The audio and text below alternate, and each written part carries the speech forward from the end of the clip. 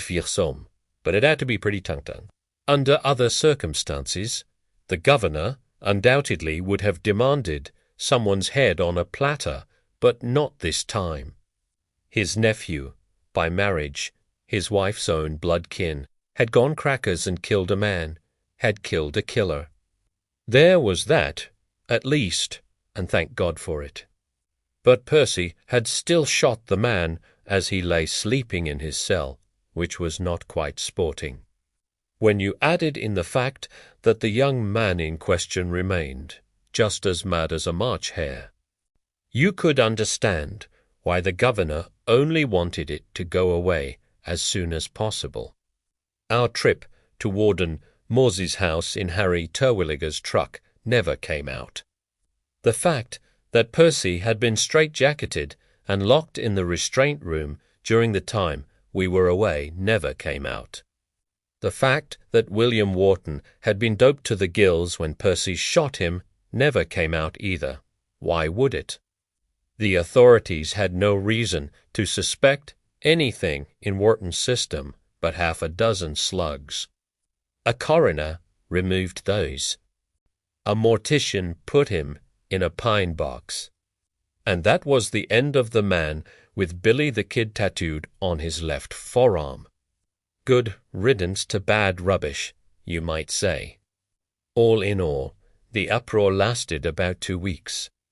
During that time, I didn't dare fart sideways, let alone take a day off to investigate the idea I'd gotten at my kitchen table on the morning after all the upheavals. I knew for sure that the circus had left town when I got to work on a day just shy of the middle of November 12th, I think. But don't hold me to that. That was the day I found the piece of paper I'd been dreading in the middle of my desk, the dough on John Coffey. Curtis Anson had signed instead of Halmore, but of course it ligway. And of course it had digga through Hal in day. I could imagine Hal sitting at his desk in administration with that piece of paper in his hand, sitting there and thinking of his wife, who had become something of a 9-day wonder to the doctors at Indianola General Hospital. She'd had her own dough papers handed to her by those doctors, but John Coffey had torn them up. Now, however, it was Coffey's turn to walk the Green Mile. And who among us could stop it? Who among us would stop it? The date on the death warrant was November 20th, 3 days after I got it. The 15th, I think, I had Janice call me in sick. A cup of coffee later, I was driving north in my badly sprung but otherwise reliable Ford. Janice had kissed me on my way and wished me good luck. I'd thanked her, but no longer had any clear idea what good luck would be, finding what I was looking for or not finding it.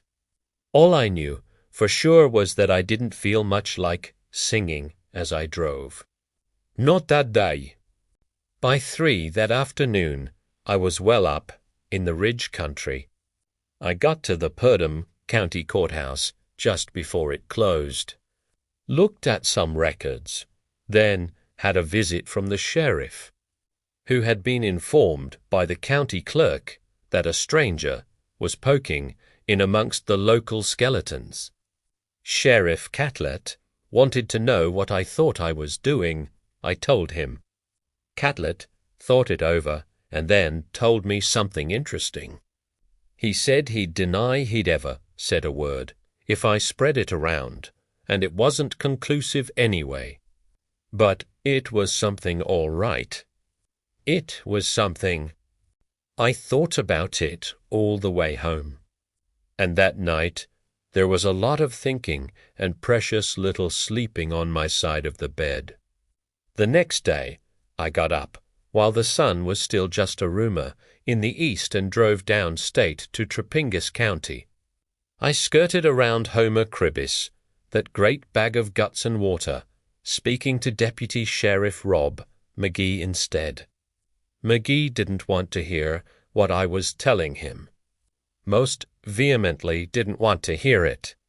At one point, I was pretty sure he was going to punch me in the mouth so he could stop hearing it. But in the end, he agreed to go out and ask Klaus Dedrick a couple of questions. Mostly, I think, so he could be sure I wouldn't. He's only 39, but he looks like an old man these days, McGee said.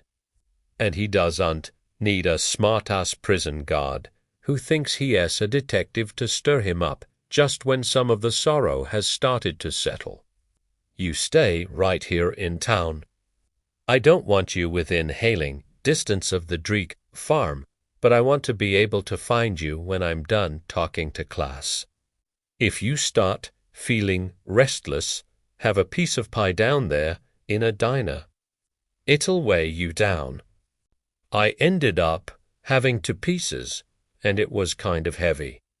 When McGee came into the diner and sat down at the counter next to me, I tried to read his face and failed. Well, I asked. "Come on home with me. We'll talk there," he said. "This place is a M to public, for my taste." We had our conference on Rob, McGee's front porch. Both of us were bundled up and chilly, but Mrs. McGee didn't allow smoking anywhere in her house. She was a woman ahead of her time. McGee talked a while. He did it like a man who doesn't in the least enjoy what he is hearing out of his own mouth. "It proves nothing. You know that, don't you?" he asked when he was pretty well done. His tone was belligerent, and he poked his home-rolled cigarette at me in an aggressive way as he spoke, but his face was sick. Not all proof is what you see and hear in a court of law, and we both knew it. I have an idea that was the only time in his life when Deputy McGee wished he was as country dumb as his boss. "I know," I said. "And if you're thinking of getting him a new trial based on this one thing, you'd better think again. Señor John Coffey's a negro. And in Trapingus County, we're awfully particular about giving new trials to Negroes. I know that, too. So what are you going to do?" I pitched my cigarette over the porch rail and into the street. Then I stood up. It was going to be a long, cold ride back home. And the sooner I got going, the sooner the trip would be done. "That I wish I did know, Deputy McGee," I said, "but I don't. The only thing I know tonight for a fact is that the second piece of pie was a mistake." "I'll tell you something, smart guy," he said, still speaking in that tone of hollow belligerence. "I don't think you should have opened Pandora's box in the first place." "It wasn't me who opened it," I said, and then drove home. I got there late after midnight, but my wife was waiting up for me. I'd suspected she would be, but it still did my heart good to see her and to have her put her arms around my neck and her body nice and firm against mine. "Hello, stranger," she said, and then touched me down below. "Nothing wrong with this fellow now, is there? He's just as healthy as can be." "Miss Man," I said, and lifted her in my arms. I took her into the bedroom, and we made love as sweet as sugar. And as I came to my climax, that delicious feeling of going out and letting go, I thought of John Coffey's endlessly weeping eyes and of Melinda, Moore's saying, "I dreamed you were wandering in the dark," and so was I. Still lying on top of my wife with her arms around my neck and our thighs together, I began to weep myself. "Paul," she said, shocked and afraid. I doan't think she'd seen me in tears more than half a dozen times before in the entire course of our marriage. I have never been, in the ordinary course of things, a crying man. "Paul, what is it?" "I know everything there is to know," I said through my tears. "I know to go damn much if you want to know the truth."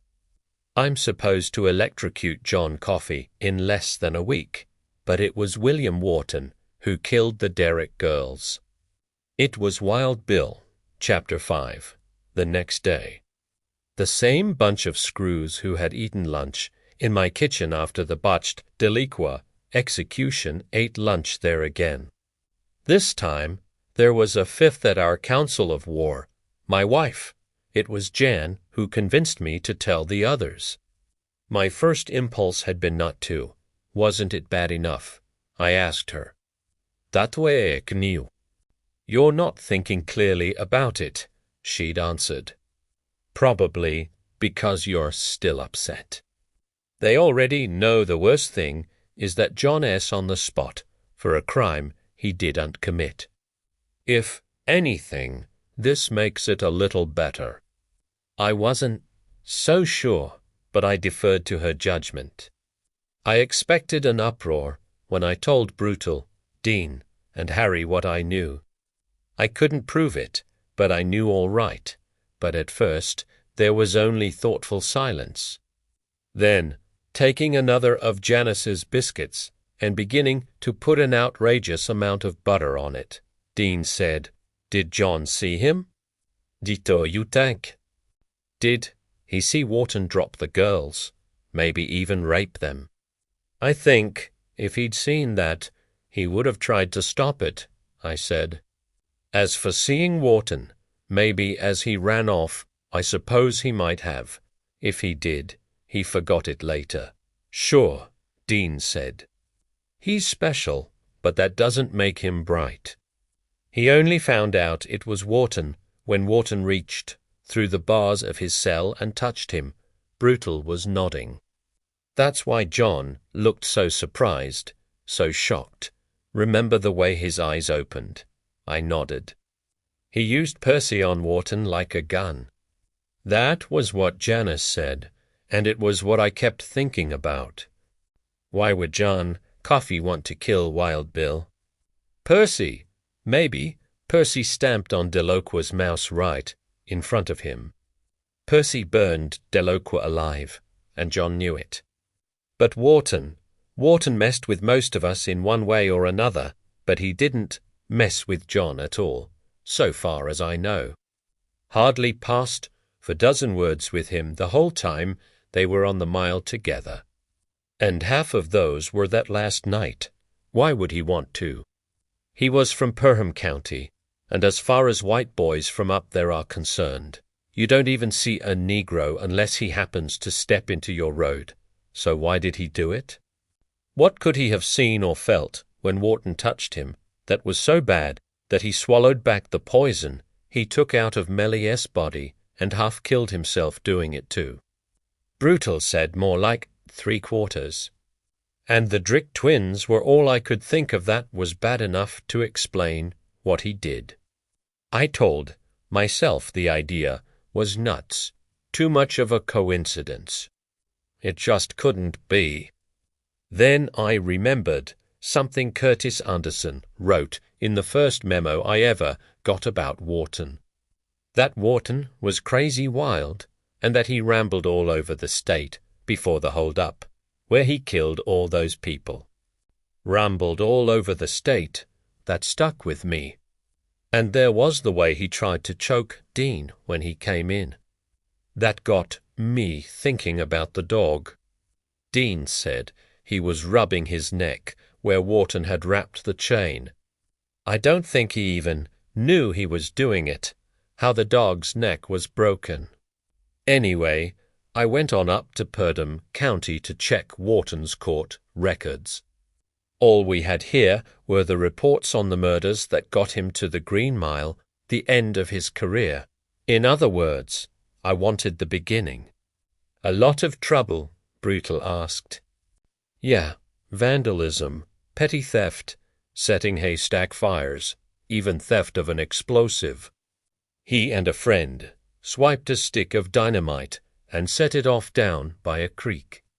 He got going early, at 10 years old, but what I wanted wasn't there.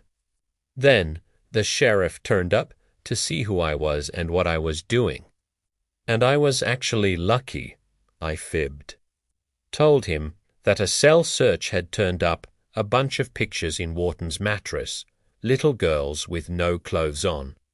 I said I wanted to see if Wharton had any kind of history as a pedophile, because there were a couple of unsolved cases up in Tennessee that I'd heard about. I was careful never to mention the Dick twins. I don't think they crossed his mind either. Of course not, Harry said. Why would they have those cases solved after all? I said, I guess there was no sense chasing the idea, since there was nothing in Wharton's back file. I mean, there was plenty in the file, but none of it about that sort of thing. Then the sheriff, Catlett, his name is, laughed and said, not everything a bad apple like Bill Wharton did was in the court files. And what did it matter anyway? He was dead, wasn't he? I said I was doing it just to satisfy my own curiosity, nothing else, and that relaxed him. He took me back to his office, sat me down, gave me a cup of coffee in a sinker, and told me that 16 months ago, when Wharton was barely 18, a man in the western part of the county caught him in the barn with his daughter. It wasn't rape exactly. The fellow described it to Catlett as not much more in Stinkfinger. Sorry, honey. That's all right, Janice said. She looked pale, though. How old was the girl? Brutal asked. 9, I said. Ewing said, the man might have taken off after Wharton himself, if he'd had him some big old brothers or cousins to give him a hand, but he didn't. So he went to Catlett, but made it clear he only wanted Wharton warned. No one wants a nasty thing like that right out in public, if it can be helped. Anyway, Sheriff C had been dealing with Wharton's antics for quite some time. Had him in the reform school up that way for 8 months or so when Wharton was 15, and he decided enough was enough. They got 3 deputies. They went out to the Wharton place, set Mrs. Wharton aside when she started to weep and wail. Then they warned Mr. William, Billy the Kid Wharton, what happens to big pimple-faced galoots who go up in the hoff with girls not even old enough to have heard about their monthly courses. Let alone started them. We warned that Catlett told me, and warned him until his head was bleeding, his shoulder was dislocated, and his arse was damn near broke.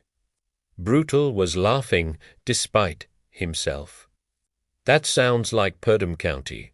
All right, he said, like it is not. It was 3 months later, give or take, that Wharton broke out and started on the spree that ended with the hold-up. I said that, and the murders that got him to us. So, he'd had something to do with an underage girl once, Harry said. He took us, eu fait on thème, and pom, way underage. Once isn't exactly a pattern, is it? A man doesn't do a thing like that just once, my wife said, then pressed her lips together so tight they almost weren't there. Next, I told them about my visit to Trepingus County. I'd been a lot more frank with Rob McGee, clears throat I'd had no choice really. To this day, I have no idea what sort of story he spun for Mr. Dick. But the McGee, who sat down next to me in the diner, seemed to have aged 7 years. In midday, about a month before the hold-up and the murders, which had finished Wharton's short career as an outlaw, Klaus Dedrick had painted his barn and incidentally Bowser's doghouse next to it.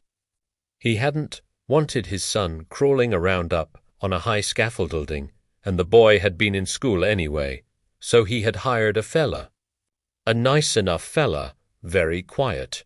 3 days' work it had been.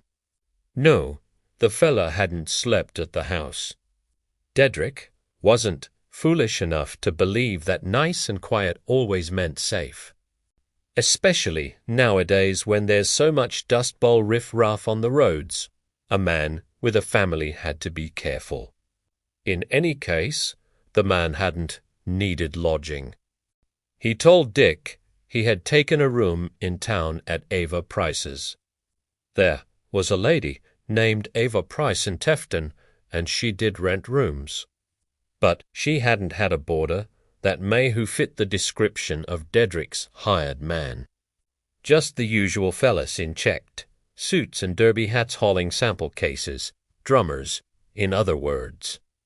McGee had been able to tell me that because he stopped at Mrs. Price's and checked on his way back from the Derrick farm. That's how upset he was. Even so, he added, there's no law against a man sleeping rough in the woods. Mr. Edgecombe, I've done it a time or two myself. The hired man didn't sleep at Dick's house, but he took dinner with them twice. He would have met Howie. He would have met the girls, Cora and Kathy. He would have listened to their chatter, some of which might have been about how much they looked forward to the coming summer. Because if they were good, and the weather was good, Mommy sometimes let them sleep out on the porch, where they could pretend they were pioneer wives crossing the Great Plains in wagons. I can see him sitting there at the table, eating roast chicken and Mrs. Dedrick's rye bread, listening, keeping his wolf's eyes well veiled, nodding, smiling a little, storing it all up. This doesn't sound like the wild man you told me about when you first came on the mile, Paul, Janice said doubtfully. Not a bit. You didn't see him up at Indianola Hospital, ma'am. Harry said, just standing there with his mouth open and his bear, but hanging out the back of his Johnny, letting us dress him. We thought he was either drugged or foolish. Didn't we? Dean nodded. The day after, he finished the barn and left. A man wearing a bandana mask robbed Hampy's freight office in Jarvis. I told them they got away with $70. 1892 silver dollar, lucky piece. That silver dollar was on Wharton when he was captured. And Jarvis is only 30 miles from Tefton. So tis Robé, tis Wildemont. Did it help? Klaus's barn? My wife said, ate dinner with them, and said, please pass the peas. Just like folks, the scariest thing about men like him is how unpredictable they are. Brutal said he might have been planning to kill the Dedricks and rifle their house. Then changed his mind because a cloud came over the sun at the wrong time, or something like, maybe he just wanted to cool off a little. But most likely he already had his eye on those two girls and was planning to come back. Do you think, Paul? I nodded. Of course, I thought it. And then there's the name he gave Dedrick. What name? Jan asked. Will Bonnie. Bonnie. I don't? It was Billy, the kid's real name. Oh, then her eyes widened. Oh, so you can get John coffee off. Thank God. All you have to do is show Mr. Dick a picture of William Wharton. His mug shot should do. Brutal and I exchanged an uncomfortable look. Dean was looking a bit hopeful, but Harry was staring down at his hands, as if all at once fabulously interested in his fingernails. What's wrong? Ja n'y scared. Why are you looking at each other that way? Surely this man, McGee, will have to rob. McGee struck me as a good man, and I think he's a hell of a law officer, I said. But he swings no weight in Trapingus County. The power there is Sheriff Cribbis, and the day he reopens the Dedrick case based on what I was able to find out would be the day it snows in hell. But if Wharton was there, if Dedrick can identify a picture of him, and they know he was there, his being there in May doesn't mean he came back and killed those girls in June. Brutal said he spoke in a low, gentle voice. The way you speak when you're telling someone there's been a death in the family. On one hand, you've got this fellow who helped Klaus Dedrick paint a barn and then went away. Turns out he was committing crimes all over the place, but there's nothing against him for the 3 days in May he was around Ton. On the other hand, you've got this big Negro, this huge Negro that you found on the riverbank holding 2 little dead girls, both of them naked, in his arms. He shook his head. Paul's right, Jan. McGee may have his doubts, but McGee doesn't matter.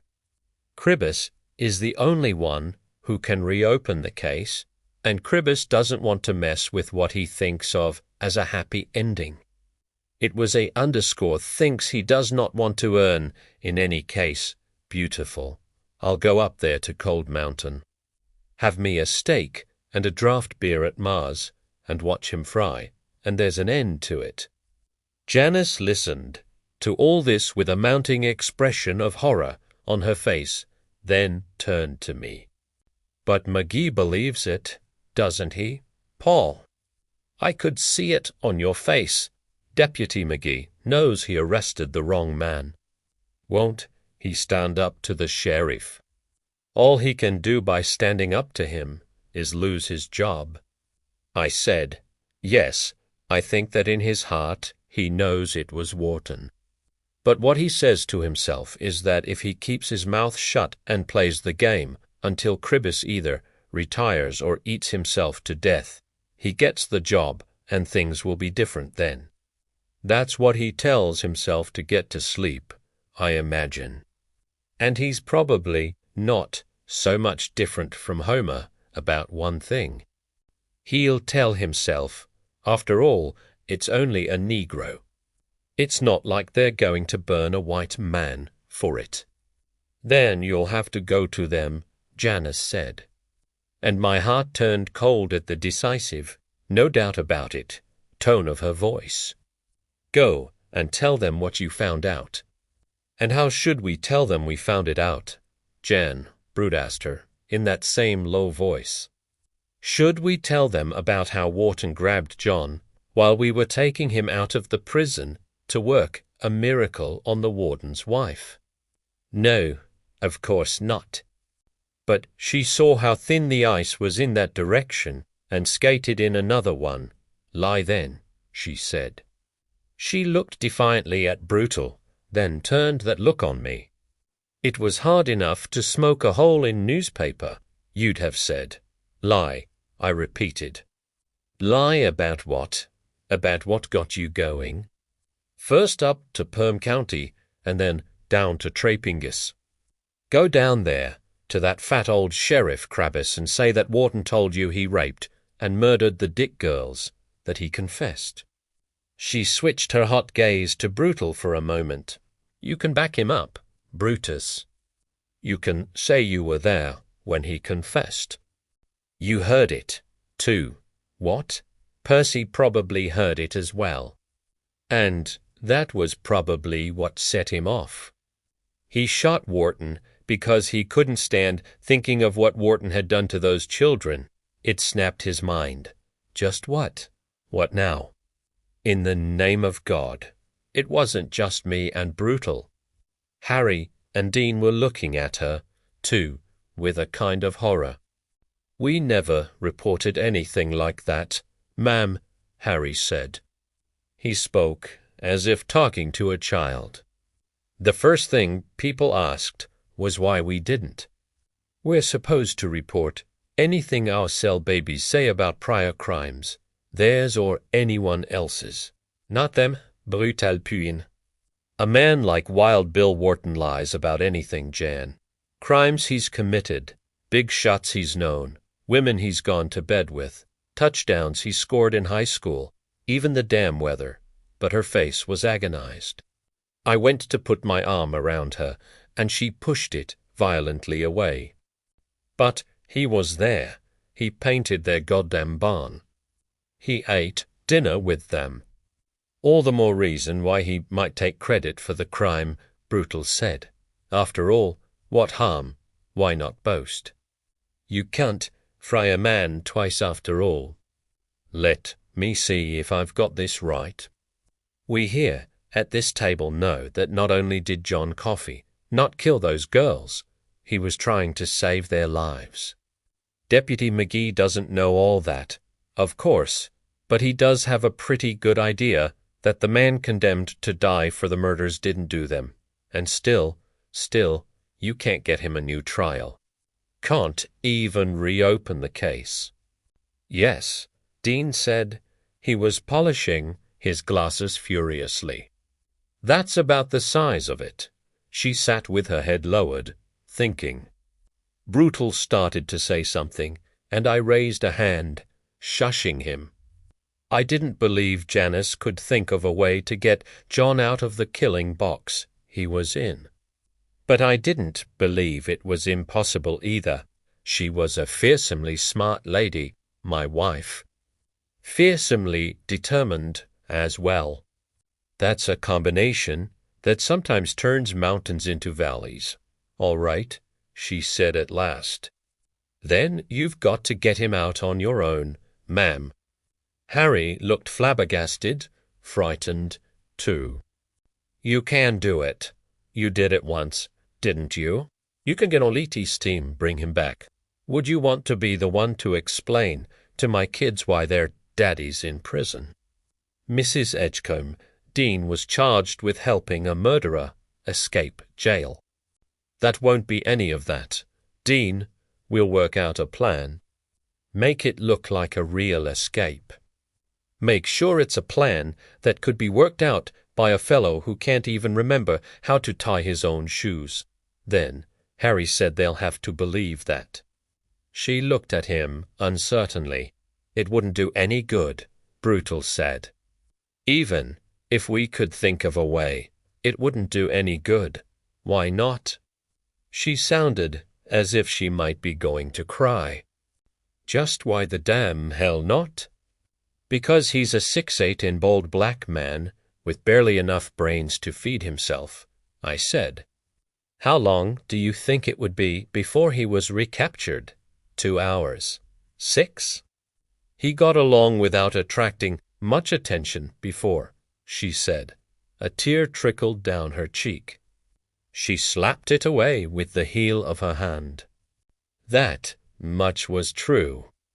I had written letters to some friends and relatives of mine, farther down south, asking if they'd seen anything in the papers about a man fitting John Coffey's description, anything at all. Janice had done the same. We had come up with just one possible sighting so far in the town of Muscles, Alabama. A twister had struck a church there during choir practice in 1929, and a large black man had hauled to Fellis out of the rubble. Both had looked dead to onlookers at first, but as it turned out, neither had been even seriously hurt. It was like a miracle. One of the witnesses was quoted as saying, "The black man, a drifter, who had been hired by the church pastor to do a day's worth of chores, had disappeared in the excitement." You're right. He got along, Brutal said. But you have to remember that he did most of his getting along before he was convicted of raping and murdering 2 little girls. She sat without answering. She sat that way for almost a full minute. And then she did something which shocked me as badly as my sudden flow of tears must have shocked her. She reached out and shoved everything off the table with one wide sweep of her arm. Plates, glasses, cups, silverware, the bowl of collards, the bowl of squash, the platter with the carved ham on it, the milk, the pitcher of cold tea, all off the table and onto the floor. Cursus mash. Holy shit, Dean cried, rocking back from the table so hard he damn near went over on his back. Janice ignored him. It was Brutal, and she was looking at me, mostly me. "Do you mean to kill him, you cowards?" she asked. "Do you mean to kill the man who saved Melinda Moore's life, who tried to save those little girls' lives?" Well, At least there will be one less black man in the world, won't there? You can console yourselves with that. One less underscore. She got up, looked at her chair, and kicked it into the wall. It rebounded and fell into the spilled squash. I took her wrist, and she yanked it free. Don't touch me, she said. Next week, this time, you'll be a murderer. No better than that man Wharton, so don't touch me. She went out onto the back stoop, put her apron up to her face, and began to sob into it.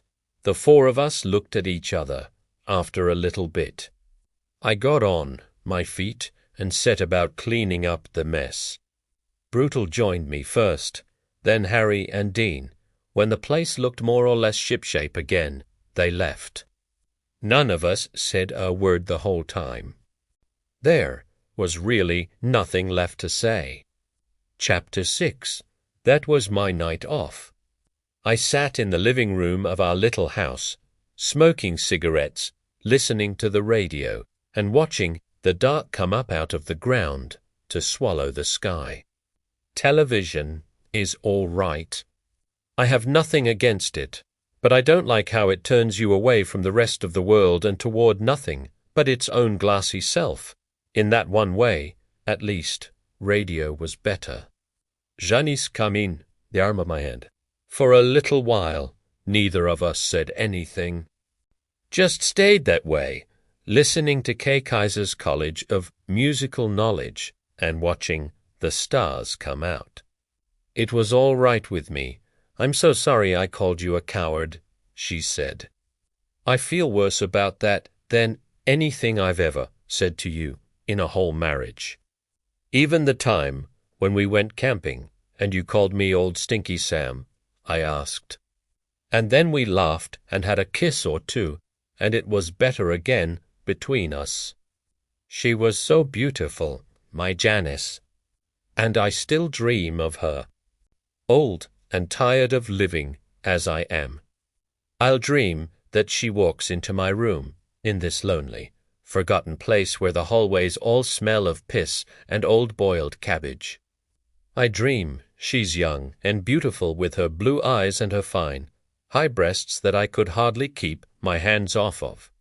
And she say, well, honey, I wasn't in that bus crash. You made a mistake, that's all. Even now, I dream that. And sometimes when I wake up and know it was a dream, I cry. I, who hardly ever cried at all when I was young, does Elle know? She asked at last that John's innocent. I don't see how he can. Can he help? Does he have any influence on Cribbus? Not a bit, honey. She nodded as if she had expected this. Then don't tell him. If he can't help, for God's sake, don't tell him. No, she looked up at me with steady eyes, and you won't call in sick that night. None of you will. You can't. No, we can't. If we're there. We can at least make it quick for him. We can do that much. I won't be like Delqua. For a moment, mercifully brief, I saw the black silk mask burning away from Dell's face and revealing the cooked blobs of jelly which had been his eyes. There's no way out for you, is there? She took my hand, rubbed it down the soft velvet of her cheek. Poor Paul, poor old guy. I said nothing. Never, before or after, in my life, did I feel so much like running from a thing. Just taking Jan with me, the two of us with a single packed carpet bag between us, running to anywhere. My poor old guy, she repeated, and then talked to him.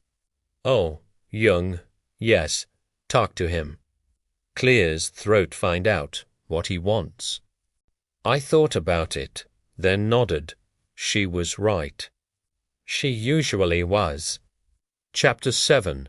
2 days later, on the 18th, Bill Dodge, Hank Bitterman, and someone else, I don't remember who. Some floater took John Coffey over to D Block for his shower, and we rehearsed his execution while he was gone. We didn't let Tut stand in for John. All of us knew, even without talking about it, that it would have been an obscenity. I did it. John Coffey, Brutal said in a not quite steady voice as I sat clamped into old Sparky.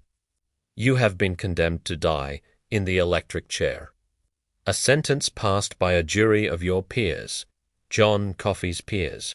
What a joke. So far as I knew, there was no one like him on the planet. Then I thought of what John had said while he stood looking at Sparky from the foot of the stairs leading down from my office. There, still in there. I hear them screaming.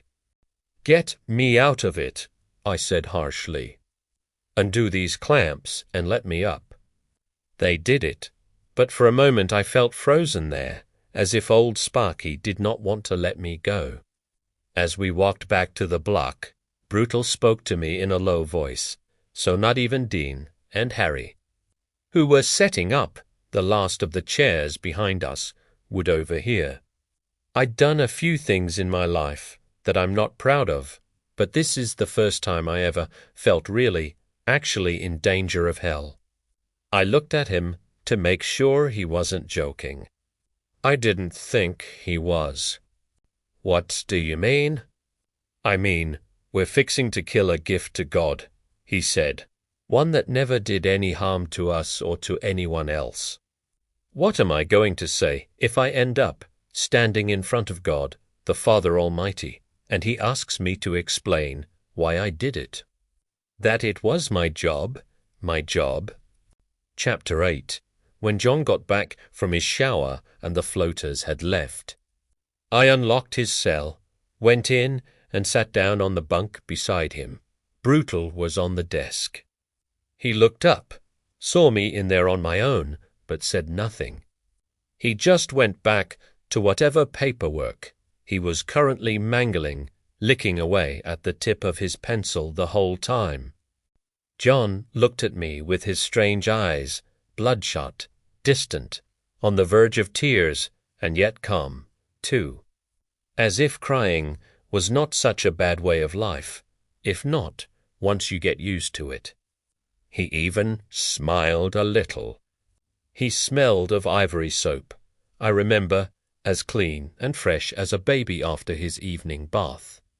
Hello, boss, he said, and then reached out and took both of my hands in both of his. It was done with a perfect, unstudied naturalness. Hello, John. There was a little block in my throat, and I tried to swallow it away. I guess you know that we're coming down to it now, another couple of days. He said nothing, only sat there holding my hands in his. I think, looking back on it, that something had already begun to happen to me, but I was too fixed mentally and emotionally on doing my duty to notice. Is there anything special you'd like that night for dinner, John? We can rustle you up most anything. Even bring you a beer if you want. Just have to put it in a coffee cup, that's all. Never got Clear's throat to taste, he said. Something special to eat. Then his brow creased below that expanse of clean brows. Then the lights moved out on des mailed. Me good meatloaf fiti, when mashed. I felt a tingle like you get in your arm when you've slept on it. Except this one was all over my body. In my body. What else to go with it? Don't know, boss.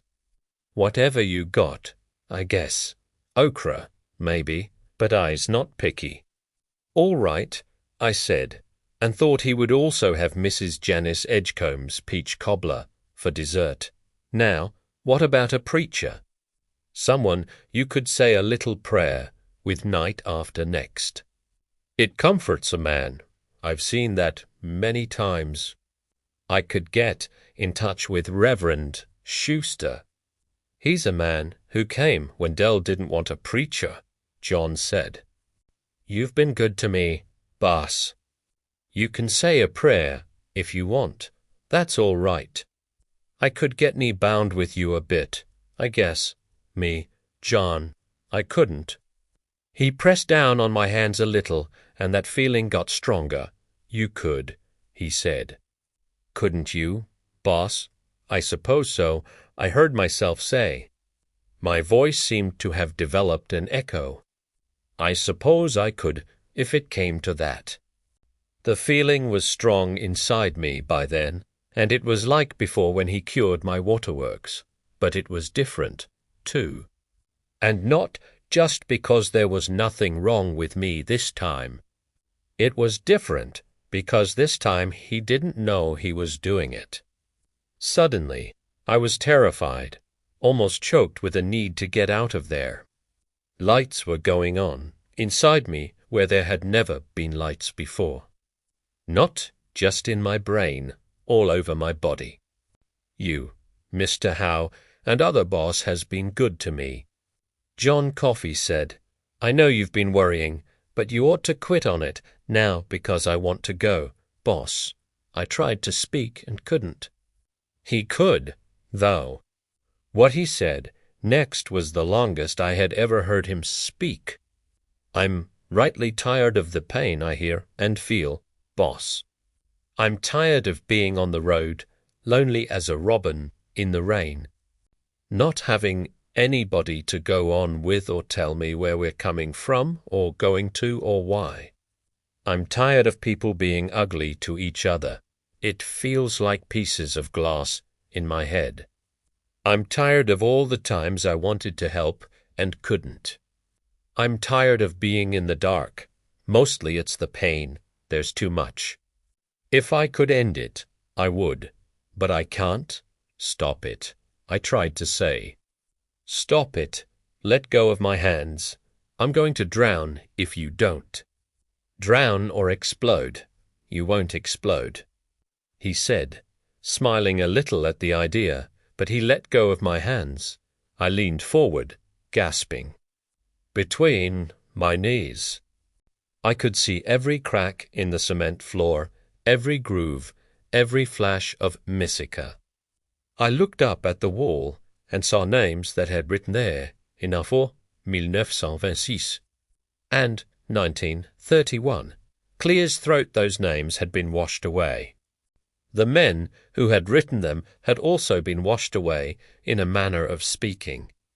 But I guess you can never wash anything completely away, not from this dark glass of a world. And now I saw them again, a tangle of names overlying one another. And looking at them was like listening to the dead speak and sing and cry out for mercy. I felt my eyeballs pulsing in their sockets, heard my own heart, felt the windy whoosh of my blood rushing through all the boulevards of my body like letters being mailed everywhere. I heard a train whistle in the distance, the 350 to Priceford, I imagine, but I couldn't be sure because I'd never heard it before. Not from Cold Mountain. I hadn't because the closest it came to the state pen was 10 miles east.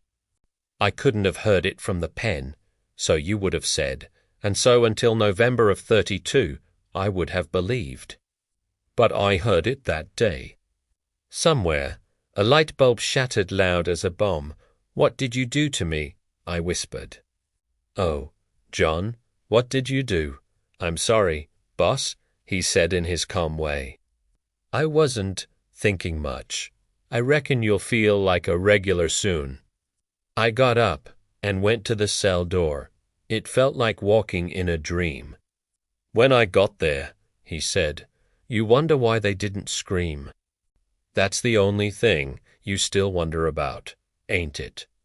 Why did those 2 little girls not scream while they were still there on a pouch? I turned and looked at him. I could see every red snap in his eyes. I could see every pore on his face. And I could feel his hurt, the pain that he took in from other people as a sponge takes in water. I could see the darkness he had spoken of, too. It lay in all the spaces of the world as he saw it. And in that Clear's throat moment, I felt both pity for him and great relief. Yes, it was a terrible thing we'd be doing. Nothing would ever change that, and yet we would be doing him a favor. I saw it when that bad fella grabbed me. John said that's when I knew it was him done it. I saw him that day I was in the trees, and I saw him drop them down and run away, but you forgot. I said that's right, boss. Until he touched me, I forgot. Why didn't they scream? John. He hurt them enough to make them bleed.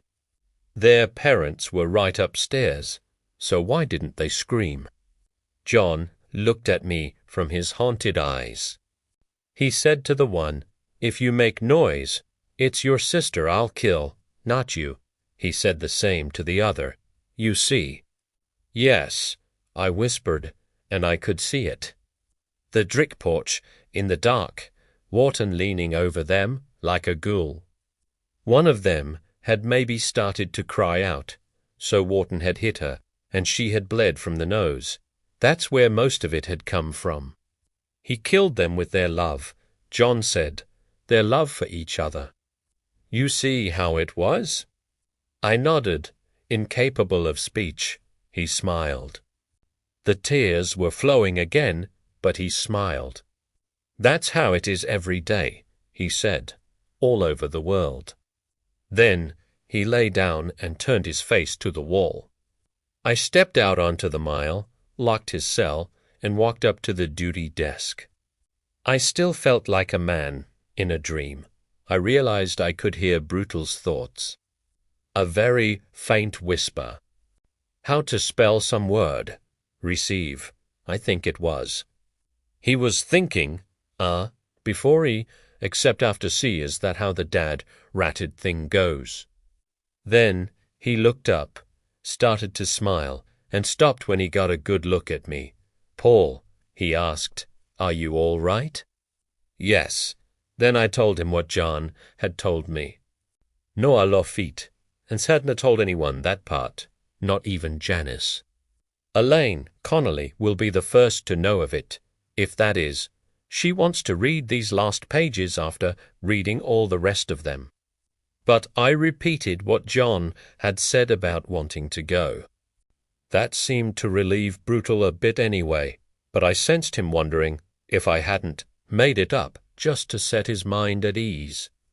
Then I felt him deciding to believe it simply because it would make things a little easier for him when the time came. Paul, is that infection of yours coming back? He asked.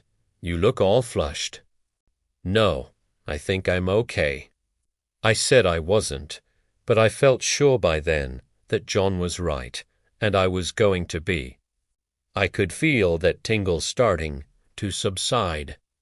All the same, it might not hurt you to go on in your office there and lie down a bit. Lying down was the last thing I felt like doing right then. The idea seemed so ridiculous that I almost laughed. What I felt like doing was maybe building myself a little house, then shingling it and plowing a garden in back and planting it all before supper time. That's how it is. I thought every day all over the world that there was darkness all over the world. I'm going to take a turn over to admin instead. Gakrevi Fuse Sud-West. I went to the door and opened it, then looked back. You've got it right, I said. I before E, except after C most of the time, anyway. I guess there are exceptions to all the rules. I went out, not needing to look back at him to know he was staring, with his mouth open. I kept moving for the rest of that shift, unable to sit down for more than 5 minutes at a stretch before jumping up again. I went over to the admin, and then I tromped back and forth across the empty exercise yard until the guards in the towers must have thought I was crazy. But by the time my shift was over, I was starting to calm down again, and that rustle of thoughts in my head, like a stirring of leaves, had pretty much quieted down. Still halfway home that morning, it came back strong. I had to park my Ford by the side of the road, get out, and sprint nearly half a mile. Head down, arms pumping, breath tearing in and out of my throat as warm as something that you've carried in your armpit. Then, at last, I began to feel really normal. I trotted halfway back to where the Ford was parked and walked the rest of the way, my breath steaming in the chilly air. When I got home, I told Janice that John Coffey had said he was ready, that he wanted to go. She nodded, looking relieved. Was she really? I couldn't say.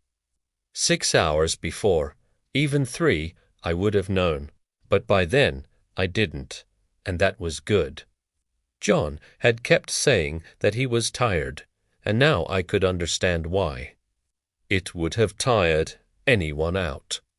What he had would have made anyone long for rest and for quiet. When Janice asked me why I looked so flushed and smelled so sweaty, I told her I had stopped the car on my way home and gone running for a while, running hard.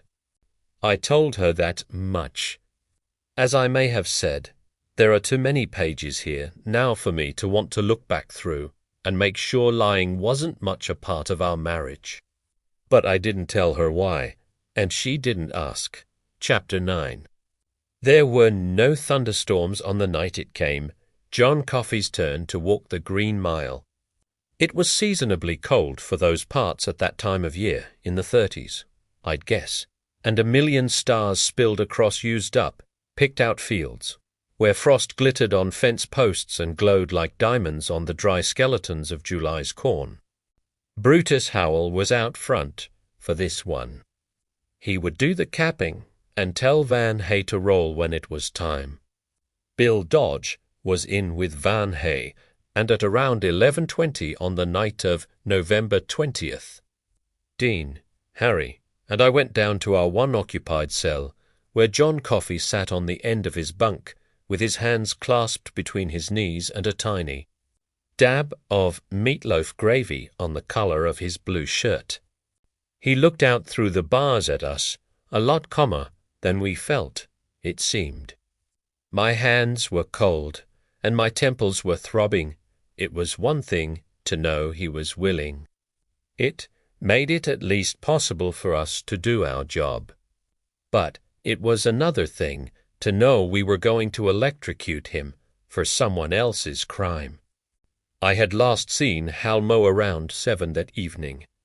He was in his office buttoning up his overcoat. His face was pale, his hands shaking so badly that he was making quite some production of those buttons. I almost wanted to knock his fingers aside and do the coat up myself, as you would with a little kid.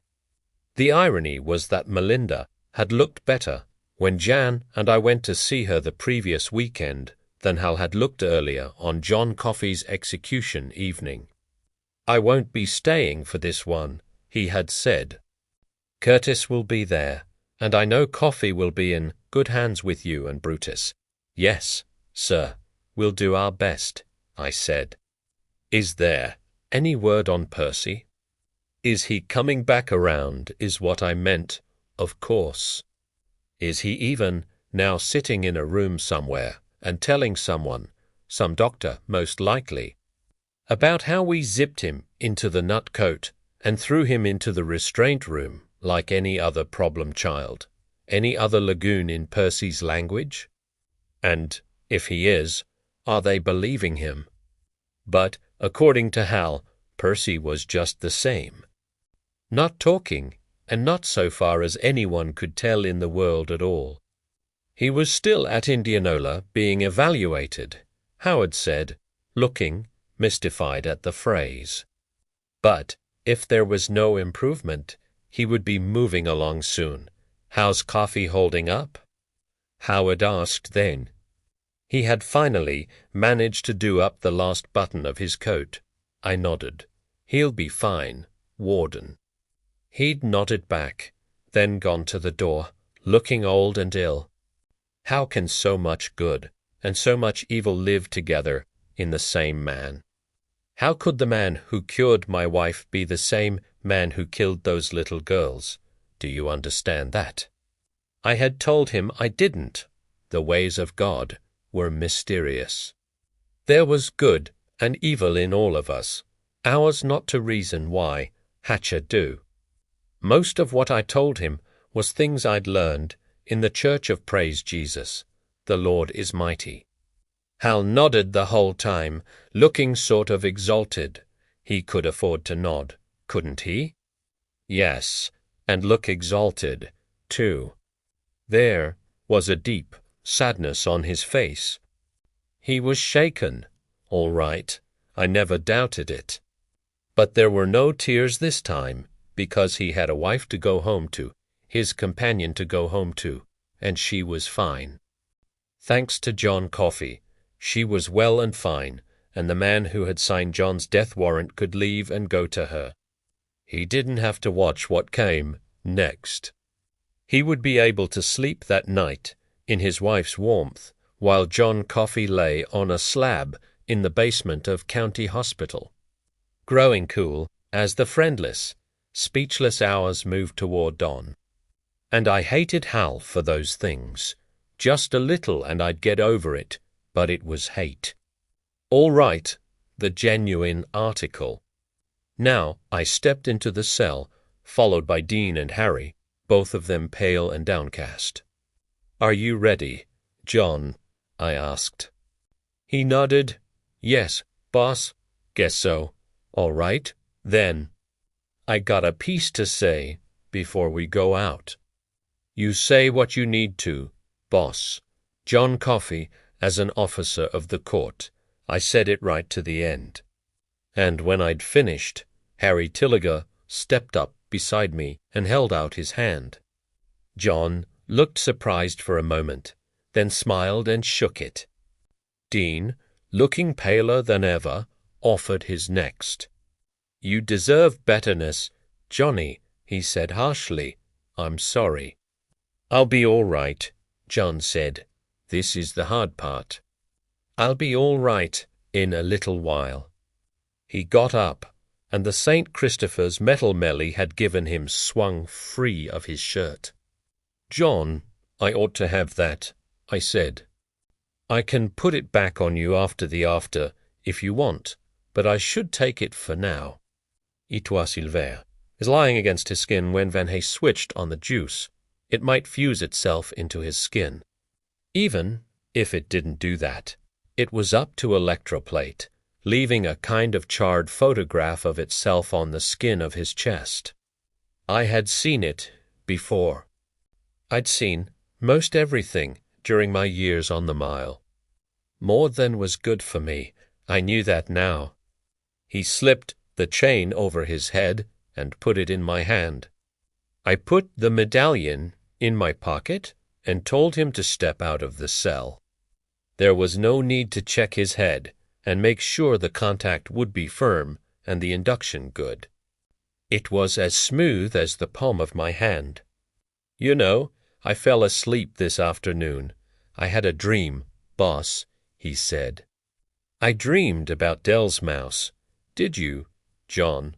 I flanked him on the left. Harry took the right. Dean fell in behind, and then we were walking the Green Mile. For me, it was the last time I ever walked it with a prisoner. "Yep," he said. "I dreamed he got down to that place." "Boss, how talked about that, Mouseville Place?" "I dreamed there were kids, and how they laughed at his tricks." He laughed himself at the thought of it, then grew serious again. "I dreamed of those two little blonde-headed girls with hair. There's laughing, too. I put my arms around them, and there's no blood coming out of their hair, and it's fine."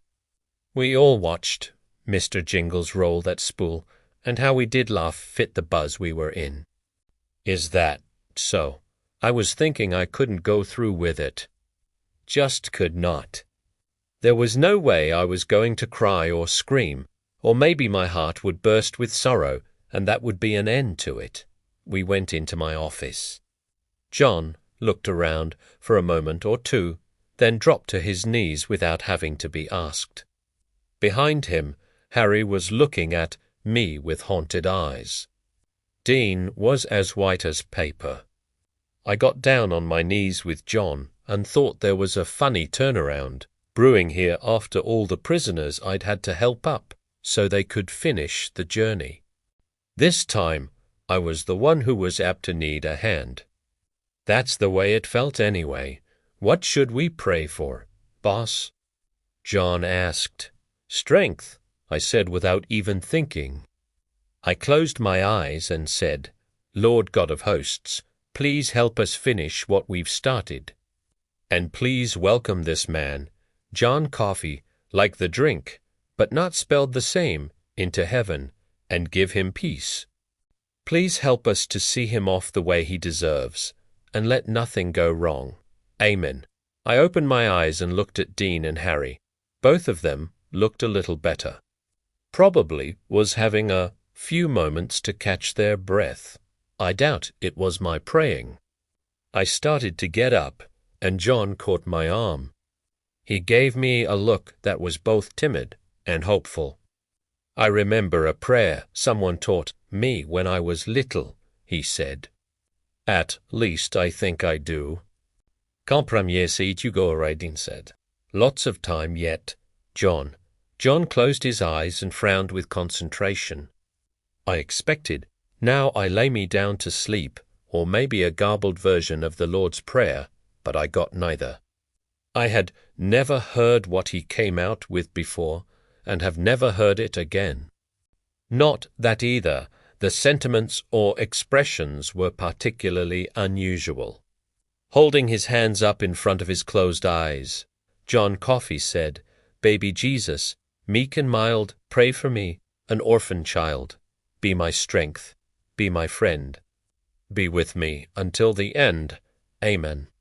He opened his eyes, started to get up, then looked at me closely.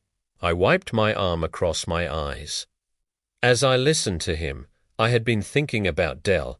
He had wanted to pray one more at the end, too.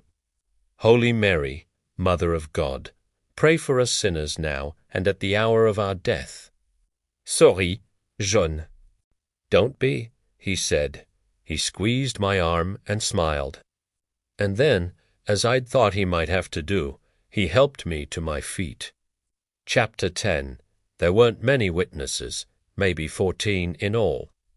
Half the number that had been in the storage room for the Delacroix execution.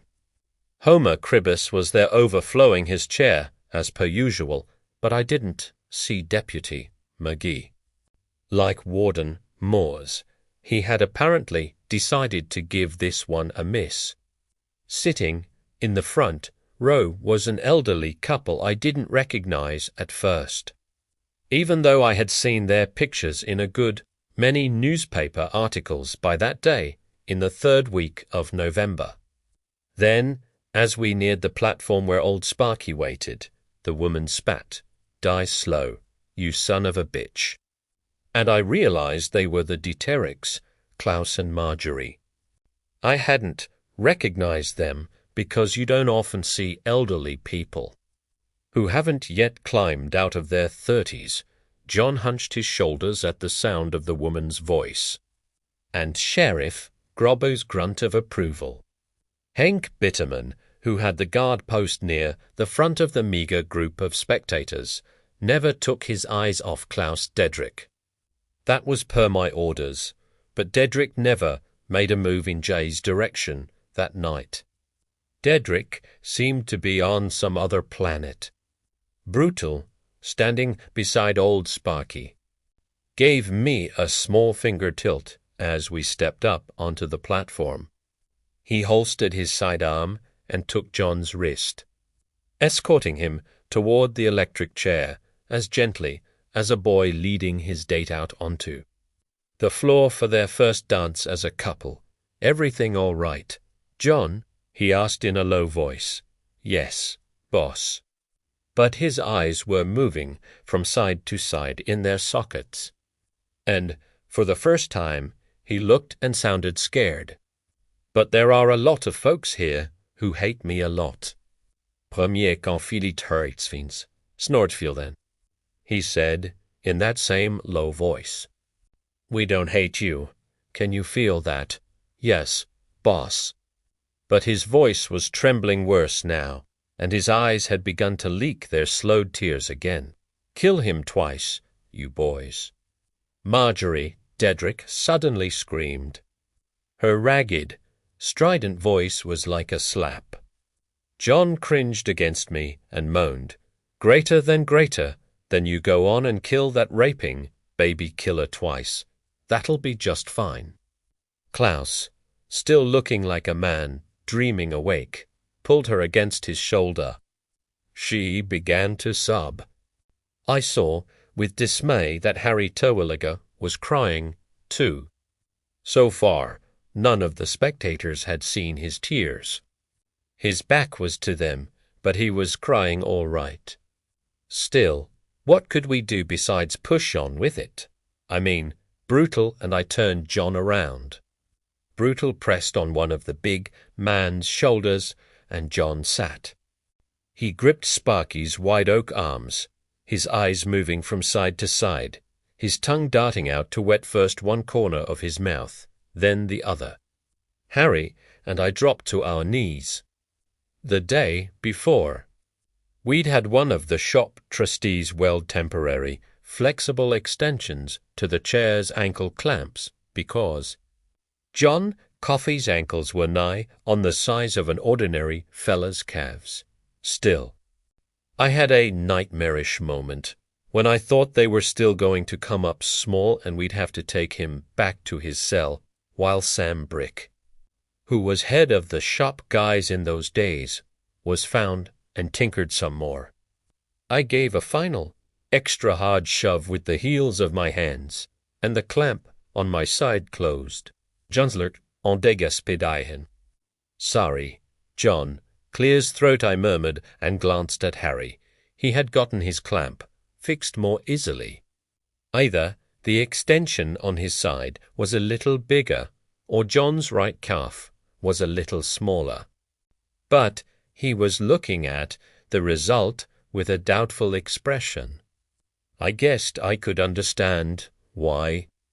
The modified clamps had a hungry look, their jaws seeming to gape like the mouths of alligators. It'll be all right, I said, hoping that I sounded convincing and that I was telling the truth. Wipe your face, Harry.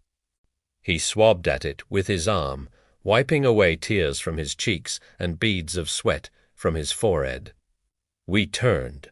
Clear's throat Homer Cribbus, who had been talking too loudly to the man sitting next to him. The prosecutor, judging from the string tie and rusty black suit, fell silent. It was almost time. Brutal had clamped one of John's wrists, Dean the other.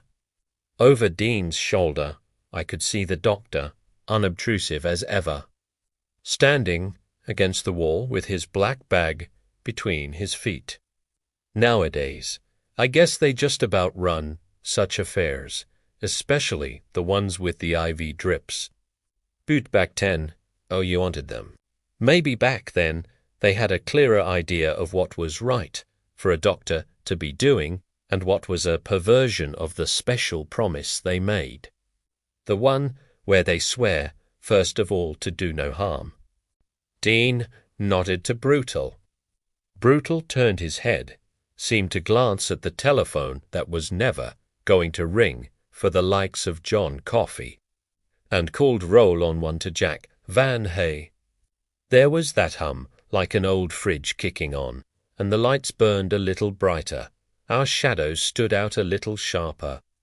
Black shapes that climbed the wall and seemed to hover around the shadow of the chair like vultures. John drew in a sharp breath. His knuckles were white. Does it hurt yet? Mrs. Dedrick shrieked brokenly against her husband's shoulder. I hope it does. I hope it hurts like hell. Her husband squeezed her. One side of his nose was bleeding. I saw a narrow trickle of red working its way down into his narrow moustache. When I opened the paper the following March and saw he died of a stroke, I was about the least surprised man on earth. Brutal stepped into John's field of vision. He touched John's shoulder as he spoke. That was irregular.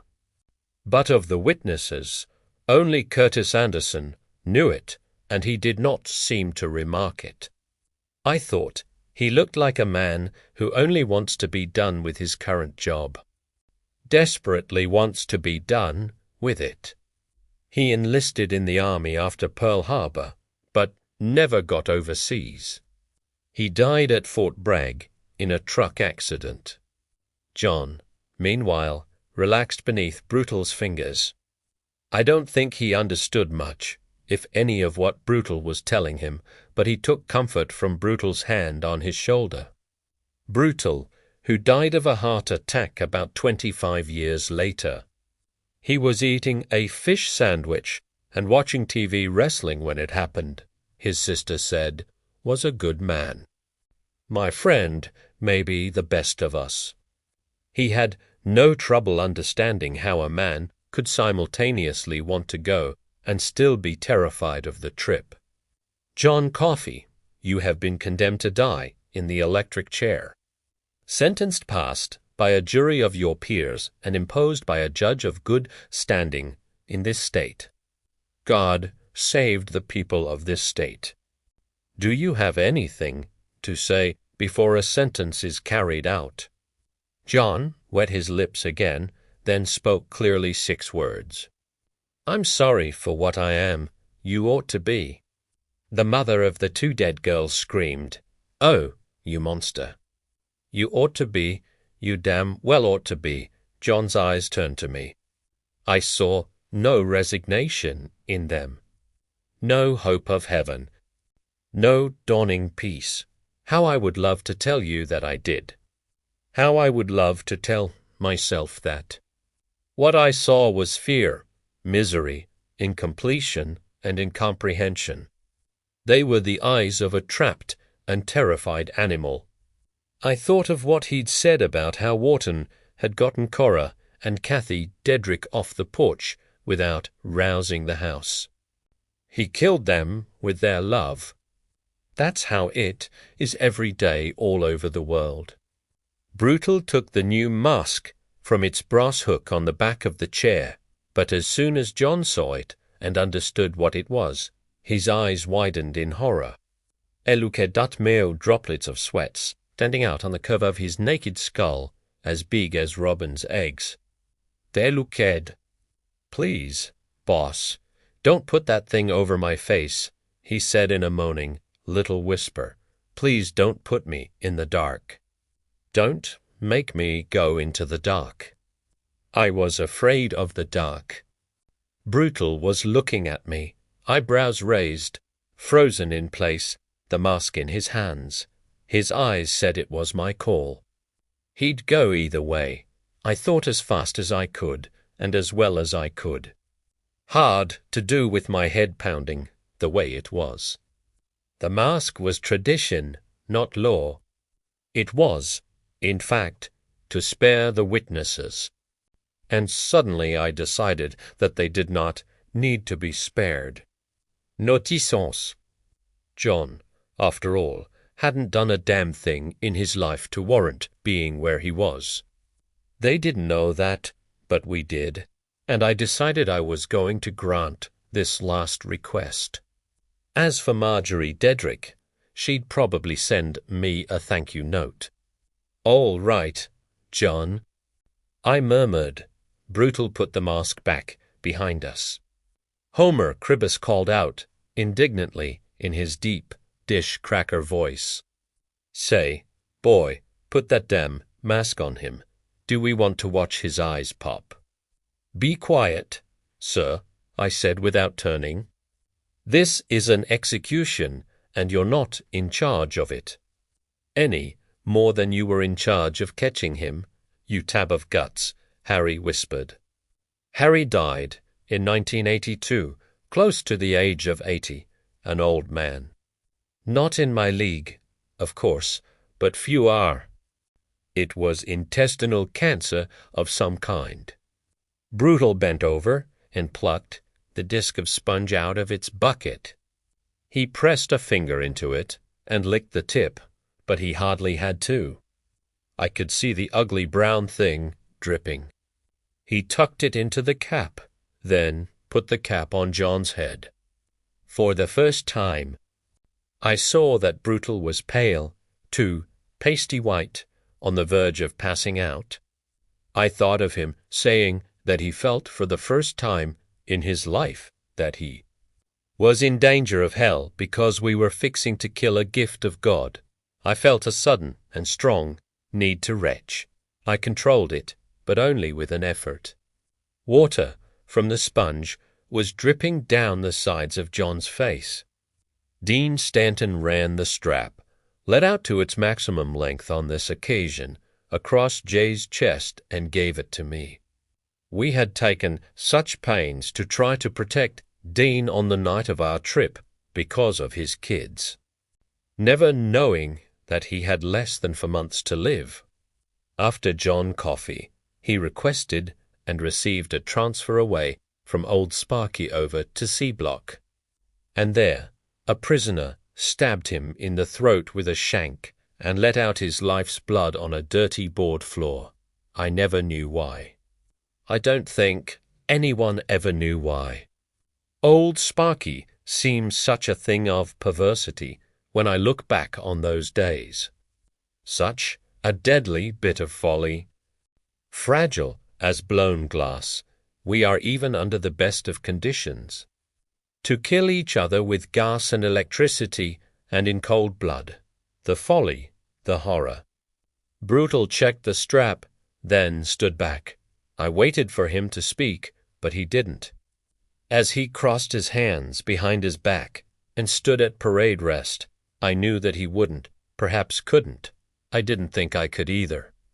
But then I looked at John's terrified, weeping eyes and knew I had to, even if it damned me forever. I had to, roll on to, I said in a dusty, cracking voice I hardly recognized as my own. The cap hummed. 8 large fingers and 2 large thumbs rose from the ends of the chair's broad oak arms and spread tensely in 10 different directions. There, tips jittering. His big knees made caged pistoning motions, but the clamps on his ankles held overhead. 3 of the hanging lights blew out. Pow, pow, pow. Marjorie Dedrick screamed at the sound and fainted in her husband's arms. She died in Memphis 18 years later. Harry sent me the obit. It was a trolley car accident. John surged forward against the chest strap. For a moment, his eyes met mine. They were aware.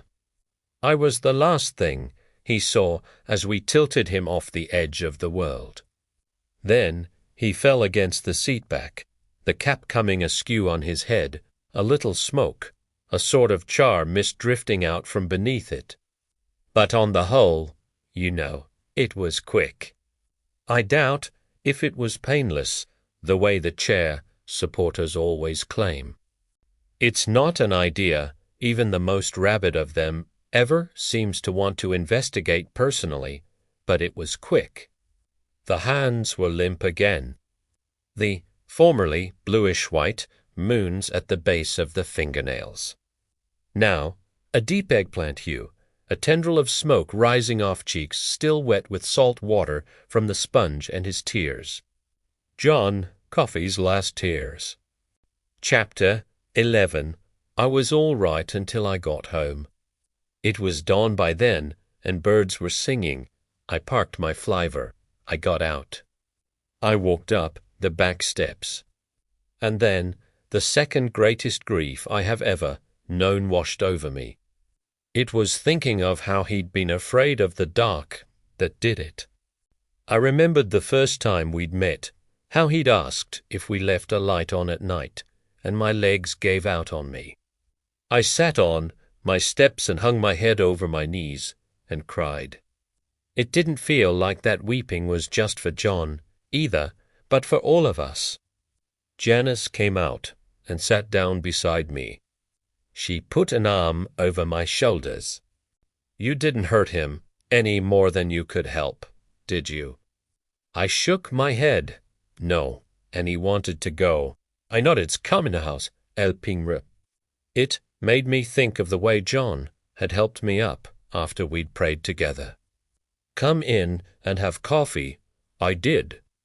The first morning passed, and the first afternoon, then the first shift back at work. Time takes it all. Whether you want it to or not, time takes it all. Time bears it away. And in the end, there is only darkness. Sometimes we find others in that darkness, and sometimes we lose them there again. That's all I know, except that this happened in 1930, when the state penitentiary was still at Cold Mountain, and the electric chair, of course. Gentle morning, fade away. Breathe, steady voice follow me along each wild. Father's footsteps through my quiet, mind's effort shining comfort. Through the darkest kind of stories that I still follow along each wind. Chapter 12. Around 1:45 in the afternoon, my friend Elaine Connolly came to me, where I sat in the sunroom with the last pages of my story squared up neatly in front of me. Her face was very pale, and there were shiny places under her eyes. I think she had been crying. Me, I'd been looking just that, looking out the window and over the hills to the east, my right hand throbbing at the end of its wrist. But it was a peaceful throb, somehow. I felt empty, husked out, a feeling that was terrible and wonderful at the same time. Clear's throat, it was hard to meet Elaine's eyes. I was afraid of the hate and contempt I might see there. But they were all right, sad and wondering, but all right. No hate, no contempt, and no disbelief. "Do you want the rest of the story?" I asked. I tapped the little pile of script with my aching hand. "It's here, but I'll understand if you just as soon not." "It isn't a question of what I want," she said. "I have to know how it came out. Although I guess there is no doubt that you executed him. The intervention of Providence with a capital P is greatly overrated in the lives of ordinary humans, I think. But before I take those pages, Paul," she stopped as if unsure how to go on. I waited. Sometimes you can't help people. Sometimes it's better not even to try. "Paul, you speak in here as though you had to grown children in 1932. Not just one, but two. If you didn't get married to your Janice when you were 12 and she was 11, something like that." I smiled a little. We were young when we married. A lot of hill people are. My own mother was, but not that young. Then, how old are you? I've always assumed you were in your early 80s, my age, possibly even a little younger. But according to this, I was 40 the year John walked the Green Mile. I said, I was born in 1892. That makes me 104, unless my reckoning's out. She stared at me, speechless. I held out the rest of the manuscript, remembering again how John had touched me there in his cell. "You won't explode," he'd said, smiling a bit at the very idea, and I hadn't. But something had happened to me all the same, something lasting. "Read the rest of it," I said. "What answers I have are in there." "All right," she almost whispered. "I'm a little afraid to." "I can't lie about that. But all right, where will you be?" I stood up, stretched, and listened to my spine crackle in my back. One thing that I knew for sure was that I was sick to death of the sunroom. Out on the croquet course, there's still something I want to show you, and it's in that direction. Is it scary? In her timid look, I saw the little girl she had been back when men wore straw boars in the summer and raccoon coats in the winter. No, I said, smiling, not scary. All right. She took the pages. I'm going to take these down to my room. I'll see you out on the croquet course around. She riffled the manuscript, estimating for, "Is that all right?" "Perfect," I said, thinking of the too curious Brad Dolan. He would be gone by then. Clear's throat, she reached out, gave my arm a little squeeze, and left the room. I stood where I was for a moment, looking down at the table, taking in the fact that it was bare again. Except for the breakfast tray Lane had brought me that morning, my scattered papers at last gone, I somehow couldn't believe I was done. And, as you can see, since all this was written, after I recorded John Coffey's execution and gave the last batch of pages to Elaine, I was not. En de vingtaine, pardonnez-moi, the last piece of cold toast off the tray, went downstairs and out onto the croquet course. There I sat in the sun, watching half a dozen pairs and one slow but cheerful foreman pass by, waving their mallets, thinking my old man's thoughts and letting the sun warm my old man's bones. Around to 45, the 3 to 11 shift started to trickle in from the packing lot, and at 3 o'clock the day shift folks left. Most were in groups, but Brad Dolan, I saw, was walking alone. That was sort of a cheery sight. Maybe the world hasn't gone entirely to hell after all. One of his joke books was sticking out of his back pocket. The path to the parking lot goes by the croquet course, so he saw me there, but he didn't give me either a wave or a scowl. That was fine by me. He got into his old Chevrolet with a bumper sticker, reading, "I have seen God, and his name is new." Then he was gone to wherever he goes when he isn't here, laying a thin trail of discount motor oil behind. Around 4 o'clock, Elaine joined me just as she had promised. From the look of her eyes, she'd done a little more crying. She put her arms around me and hugged me tight. "Poor John Coffey," she said. "And poor Paul Hedgecombe, too." "Poor Paul," I heard Jan saying. "Poor old guy." Elaine began to cry again. I held her there on the croquet course in the late sunshine. Our shadows looked as if they were dancing, perhaps in the make-believe ballroom we used to listen to on the radio back in those days. At last, she got herself under control and drew back from me. She found a Kleenex in her dress pocket and wiped her streaming eyes with it. What happened to the warden's wife, Paul? What happened with Melly? She was considered the marvel of the age, at least by the doctors at Indianola Hospital, I said. I took her arm, and we began to walk toward the path which led away from the employees' parking lot and into the woods. Toward the shed, down by the wall between Georgia pines and the world of younger people. She died of a heart attack, not a brain tumor, 10 or 11 years later in 43, I think. Hal died of a stroke right around Pearl Harbor Day. Could have been on Pearl Harbor Day, for all I remember, so she outlived him by 2 years. Sauf ironique. And Janice, I'm Clear's throat not quite prepared for that today. I said, I'll tell you another time. Promise, promise, but that was one I never kept. 3 months after the day we walked down into the woods together. I would have held her hand if I hadn't been afraid of hurting her bunched and swollen fingers. Elaine Connolly died quietly in her bed.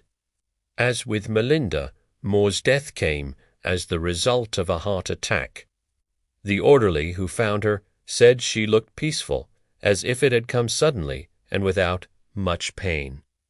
I hope he was right about that. I loved Elaine, and I miss her and Janice and Brutal and just all of them.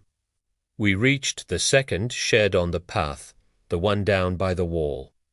It stood back in a bower of scrub pines, its sagging roof and boarded over, windows laced and dappled with shadows. I started toward it. Elaine hung back a moment, looking fearful. "It's all right," I said. "Really? Come on." There was no latch on the door. There had been once, but it had been torn away, and so I used a folded-over square of cardboard to wedge it shut. I pulled it free now and stepped into the shed. I left the door as wide open as it would go because it was dark inside. Paul, what? Oh, that second "oh" was just shy of a scream. There was a table pushed off to one side. On it was a flashlight and a brown paper bag. On the dirty floor was a have a temp, a cigar box. I'd gotten from the concession man who refills the home soft drink and candy machines. I'd asked him for it specially, and since his company also sells tobacco products, it was easy for him to get. I offered to pay him for it. They were valuable commodities when I worked at Cold Mountain, as I may have told you, but he just laughed me off. Peering over the edge of it were a pair of bright, little oil spot eyes. "Mr. Jingles," I said in a low voice, "come over here. Come on over here, old boy, and see this lady." I squatted down. It hurt, but I managed and held out my hand. At first, I didn't think he was going to be able to get over the side of the box this time, but he made it with one final lunge. He landed on his side, then regained his feet and came over to me. He ran with a hitching limp in one of his back legs. The injury that Percy had inflicted had come back in Mr. Jingle's old age, his old age. Except for the top of his head and the tip of his tail, his fur had gone entirely gray. He hopped onto the palm of my hand. I raised him, and he stretched his neck out, sniffing at my breath with his ears laid back and his tiny dark eyes avid. I held my hand out toward Elaine, who looked at the mouse with wide-eyed wonder, her lips parted. "It can't be," she said and raised her eyes to me. "Oh, Paul, it isn't. It can't be." "Watch," I said, "and then tell me that—" From the bag on the table, I took a spool, which I had colored myself, not with crayons, but with magic markers. An invention undreamed of in 1932. It came to the same, though. It was as bright as Dell's had been, maybe brighter. "Madame," I thought, "Venouille." I squatted again, and Mr. Jingles ran off my palm. He was old, but as obsessed as ever. From the moment I had taken the spool out of the bag, he'd had eyes for nothing else. I rolled it across the shed's uneven, splintery floor, and he was after it at once. He didn't run, with his old speed, and his limp was painful to watch, but why should he have been either fast or sure-footed? As I've said, he was old, a Methuselah of a mouse, 60 for at least. He reached the spool, which struck the far wall and bounced back. He went around it, then lay down on his side. Elaine started forward, and I held her back. After a moment, Mr. Jingles found his feet again. Slowly, so slowly, he nosed the spool back to me. When he'd first come, I'd found him lying on the steps leading to the kitchen in just that same way, as if he'd traveled a long distance and was exhausted. He had still been able to guide the spool with his paws, as he had done all those years ago on the Green Mile. That was beyond him now. His hind quarters would no longer support him. Yet his nose was as educated as ever. He just had to go from one end of the spool to the other to keep it on course. When he reached me, I picked him up in one hand, no more than a feather he weighed, and the spool in the other. His bright dark eyes never left it. "Don't do it again, Bol," Elaine said in a broken voice. "I can't bear to watch him." I understood how she felt, but thought she was wrong to ask it. He loved chasing and fetching the spool. After all these years, he still loved it just as much. We should all be so fortunate in our passions. "There are peppermint candies in the bag, too," I said. "Canada mints. I think he still likes them. He won't stop sniffing if I hold one out to him, but his digestion has gotten too bad to eat them.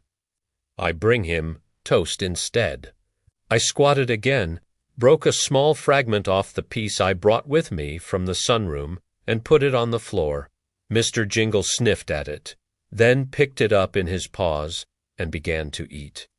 His tail was coiled neatly around him. He finished, then looked expectantly up. "Sometimes we old fellas can surprise you with our appetites," I said to Elaine, and handed her the toast. "Youtri." She broke off another fragment and dropped it on the floor. Mr. Jingles approached it, sniffed, looked at Elaine, then picked it up and began to eat. "You see," I said, "he knows you're not a floater. Where did he come from, Paul?" "Avinga Clu." One day, when I went out for my early morning walk, he was just lying on the kitchen steps. I knew who he was right away, but I got a spool out of the laundry room's occasional basket, just to be sure. And I got him a cigar box, lined it with the softest stuff I could find. He's like us, Allie. I think most days are just one big sore place. Still, he hasn't lost all his zest for living. He still likes his spool, and he still likes a visit from his old block mate. For 60 years, I held the story of John Coffey inside me, 60 and more. And now I've told it. I kind of had the idea that's why he came back to let me know I should hurry up and do it while there was still time, because I'm like him, getting there, getting where. "Oh, you know," I said, and we watched Mr. Jingles for a while in silence. Then, for no reason I could tell you, I tossed the spool again, even though Elaine had asked me not to. Maybe only because, in a way, his chasing the spool was like old people having their slow and careful version of sex. You might not want to watch it, you who are young and convinced that when it comes to old age, an exception will be made in your case, but they still want to do it. Mr. Jingle set off after the rolling spool again, clearly with pain, and just as clearly, to me at least, with all his old obsessive enjoyment. "Ivy glass windows," she whispered, watching him go. "Ivy glass windows," I agreed, smiling. "John, Coffey touched the mouse the way he touched you. He didn't just make you better off. What was wrong with you then? He made you what? Resistant. That's as good a word as any. I think resistant to the things that eventually bring the rest of us down, like trees with termites in them. You and him, Mr. Jingles, when he cupped Mr. Jingles in his hands. That's right. Whatever power worked through John did that. That's what I think, anyway, and now it's finally wearing off. The termites have chewed their way through our bark. It took a little longer than it does ordinarily, but they got there. I may have a few more years. Men still live longer than mice, I guess, but Mr. Jingles's time is just about up. He reached the spool, limped around it, fell over on his side, breathing rapidly. We could see his respiration moving through his grey, fur-like ripples. Then got up and began to push it gainly back with his nose. His fur was grey, his gait was unsteady. but the oil spots that were his eyes gleamed as brightly as ever. You think he wanted you to write what you have written. She Clear's throat said, "Is that so, Paul?" "Not Mr. Jingles," I said. Not him, but the force that was an Elaine Connolly, too, a voice cried from the open door. It was loaded with a kind of satiric horror. "As I live and breathe, what in the goodness can you to be doing here?" I turned, somehow not at all surprised to see Brad Dolan there in the doorway. He was grinning, as a man only does when he feels he's fooled you right good and proper. How far down the road had he driven after his shift was over? Maybe only as far as the Wrangler for a beer or two, and maybe a lap dance before coming back. "Get out," Maine said coldly. "Get out right now." "Don't you tell me to get out, you wrinkled old underscore," he said, still smiling. "Maybe you can tell me that up the hill, but you ain't up the hill now. This ain't where you're supposed to be. This is off limits. Little love nest, Polly, is that what you got here? Kind of a Playboy pad for the geriatric." His eyes widened as he at last saw the shed's tenant. What the underscore I didn't turn to look. I knew it was there, for one thing. For another, the past had suddenly doubled over the present, making one terrible image three-dimensional in its reality. It wasn't Brad Dolan standing there in the doorway, but Percy Wetmore. In another moment, he would rush into the shed and crush Mr. Jingles, who no longer had a hope of outrunning him under his shoe. Estime, there coffnage of death, any more than there had been a John Coffey when I needed him on that rainy day in Alabama. I got to my feet, not feeling any ache in my joints or muscles this time, and rushed toward Dolan. "Leave him alone," I Clear's throat yelled. "You leave him alone, Percy." "Or by God, who are you calling Percy?" he asked and pushed me back so hard I almost fell over. Elaine grabbed me, although it must have hurt her to do so, and steadied me. "I ain't the first time you done it either, and stop peeing in your pants. I ain't going to touch him and don't need to. That's one dead rodent." I turned, thinking that Mr. Jingles was only lying on his side to catch his breath, the way he sometimes did.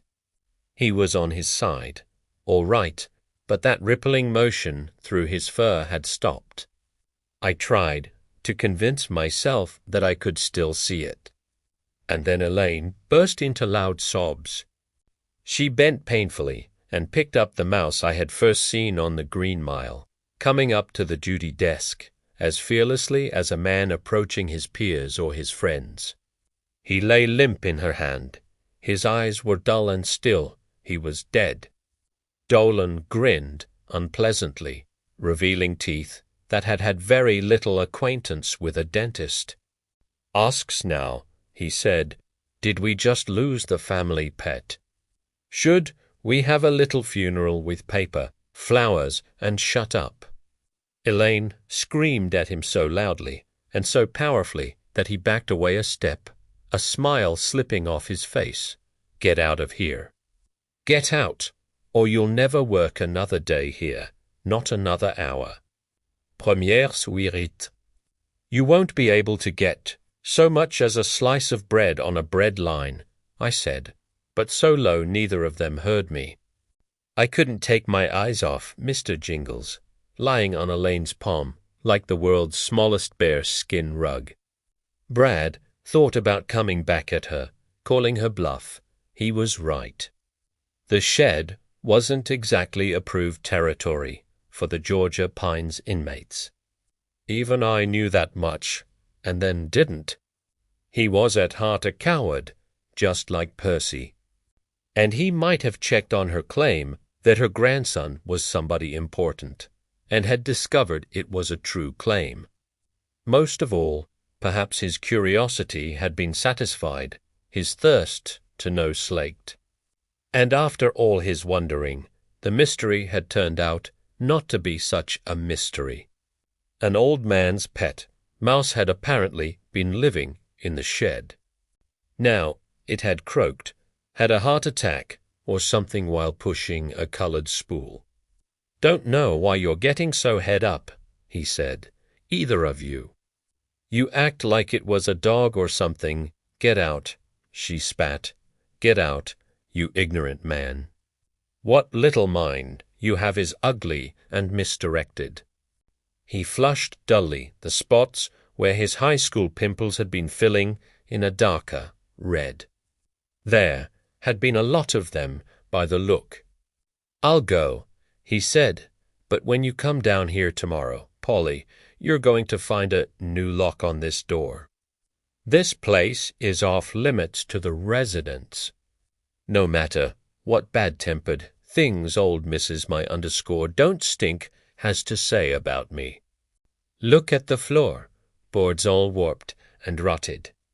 If you were to go through, your scrawny old leg would be up to snap like a piece of kindling. So just take that dead mouse if you want it, and get gone. The love shack is hereby closed." He turned and strode away, looking like a man who believes he's earned at least a draw. I waited until he was gone and then gently took Mr. Jingles from Elaine. My eyes happened on the bag with the peppermint candies in it. And that did it. The tears began to come. I don't know. I just cry easier somehow these days. Would you help me to bury an old friend? I asked Elaine when Brad Doolan's heavy footsteps had faded away. "Yes, Paul." She put her arm around my waist and lay her head against my shoulder. With one old and twisted finger, she stroked Mr. Jingle's moveless side. I would be happy to do that. And so we borrowed a tell from the gardening shed, and we buried Dell's pet mouse as the afternoon shadows drew long through the trees. And then we walked back to get our supper and take up what remains of our lives. And it was Dell I found myself thinking of. Dell, kneeling on the green carpet of my office with his hands folded and his bald pate gleaming in the lamplight. Dell, who had asked us to take care of Mr. Jingles to make sure the bodden wouldn't hurt him any more, except the batten hurts us all in the end, doesn't he? Paul, Elaine asked. Her voice was both kind and exhausted. Even digging a grave with a trowel and laying a mouse to rest in it is a lot of excitement for old sweeties like us, I guess. Are you all right? My arm was around her waist. I squeezed it. I'm fine, I said. Look, she said, it's going to be a beautiful sunset. Shall we stay out and watch it? All right, I said. And we stayed there on the lawn for quite a while, arms around each other's waists, first watching the bright colors come up in the sky, then watching them fade to ashes of gray. Clear's throat greater than Amen. Chapter 1956 à la brain. Our third grandchild, a beautiful girl named Tessa, was graduating from the University of Florida. We went down on a Greyhound, 64. I was then a mere stripling. Jan was 59 and as beautiful as ever, to me at least. We were sitting in the seat all the way at the back, and she was fussing at me for not buying her a new camera to record the blessed event. I opened my mouth to tell her we had a day to shop in after we got down there, and she could have a new camera if she wanted one. It would fit the budget. All right. Furthermore, I thought she was just fussing because she was bored with the ride and didn't like the book she'd brought. A Perry Mason, it was. That's when everything in my memory goes white for a bit, like a film that's been left out in the sun. Do you remember that accident? I suppose a few folks reading this might, but mostly not. Yet, It made front-page headlines from coast to coast when it happened. We were outside Birmingham, in driving rain, Janice complaining about her old camera, and a tire blew. The bus wailed sideways on the wet pavement and was hit broadside by a truck hauling fertilizer. The truck slammed the bus into a bridge abutment at better than 60 miles per hour, crushed it against the concrete, and broke it in half. Two shiny, rain-streaked pieces spun into opposite directions, the one with the diesel tank in it exploding and sending a red, black fireball up into the rainy grey sky. Un moment, je ferai accomplir next. I found myself lying on the far side of the underpass in the rain and staring at a pair of blue nylon panties that had spilled out of someone's suitcase. Wednesday was stitched on them in black thread. There were burst open suitcases everywhere and bodies and parts of bodies. There were 73 people on that bus, and only 4 survived the crash. I was one of them, the only one not seriously hurt. I got up and staggered among the burst-open suitcases and shattered people crying out my wife's name. I kicked aside an alarm clock. I remember that. And I remember seeing a dead boy of about 13 lying in a strew of glass with PF flyers on his feet and half his face gone. I felt the rain beating on my own face. Then I went through the underpass, and it was gone for a while. When I came out on the other side, it was there again, hammering my cheeks and forehead. Lying by the cab of the overturned fertilizer truck, I saw Jan. I recognized her by her red dress. It was her second best, the best she had been saving for the actual graduation. Of course, she wasn't quite dead. I have often thought it would have been better for me, if not for her, if she had been killed instantly. It might have made it possible for me to let her go a little sooner, a little more naturally. Or perhaps I'm only kidding myself about that. All I know for sure is that I have never let her go. Not really. She was trembling all over. One of her shoes had come off, and I could see her foot jittering. Her eyes were open but blank, the left one full of blood. And as I fell on my knees next to her in the smoky-smelling rain, all I could think of was that jitter meant she was being electrocuted. She was being electrocuted, and I had to hold the roll before it was too late. "Help me!" I screamed. "Help me! Samui non el ped." No one even came. The rain pounded down, a hard, soaking rain that flattened my still black hair against my skull. And I held her in my arms, and no one came. Her blank eyes looked up at me with a kind of dazed intensity, and blood poured from the back of her crushed head in a fresh. Beside one trembling, mindlessly, spasming hand was a piece of chrome steel with the letters grey on it. Next to that was roughly 1/4 of what had once been a businessman in a brown wool suit. "Help me!" greater than I screamed again and turned toward the underpass. And there I saw John Coffey standing in the shadows, only a shadow himself, a big man with long dangling arms and a bald head. "John," I screamed, "John, please help him. Please help Janice." Rain ran into my eyes.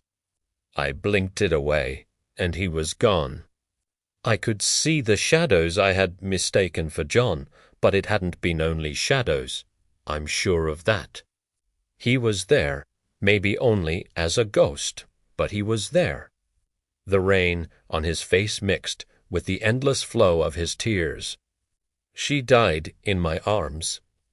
There, in the rain, beside that fertilizer truck, with the smell of burning diesel fuel in my nose. There was no moment of awareness, the eyes clearing, the lips moving, and some whispered final declaration of love. There was a kind of shivery clench in the flesh beneath my hands, and then she was gone. I thought of Melinda, Moores for the first time in years. Then Melinda sat up in the bed where all the doctors at Indianola General Hospital had believed she would die. Melinda, Moores looked fresh and rested, and peering at John Coffey with bright, wondering eyes. Melindasse, I drew wondering in the further. I put my wise paw, mangled head down on the date highway, got to me feet. I had a little cut on the side of my left hand, but that was all, and I screamed his name into the shadows of the underpass. John Coffey, where are you, big boy? I walked toward those shadows, kicking aside a teddy bear with blood on its fur. A pair of steel-rimmed eyeglasses with one shattered lens, a severed hand with a garnet ring on the pinky finger.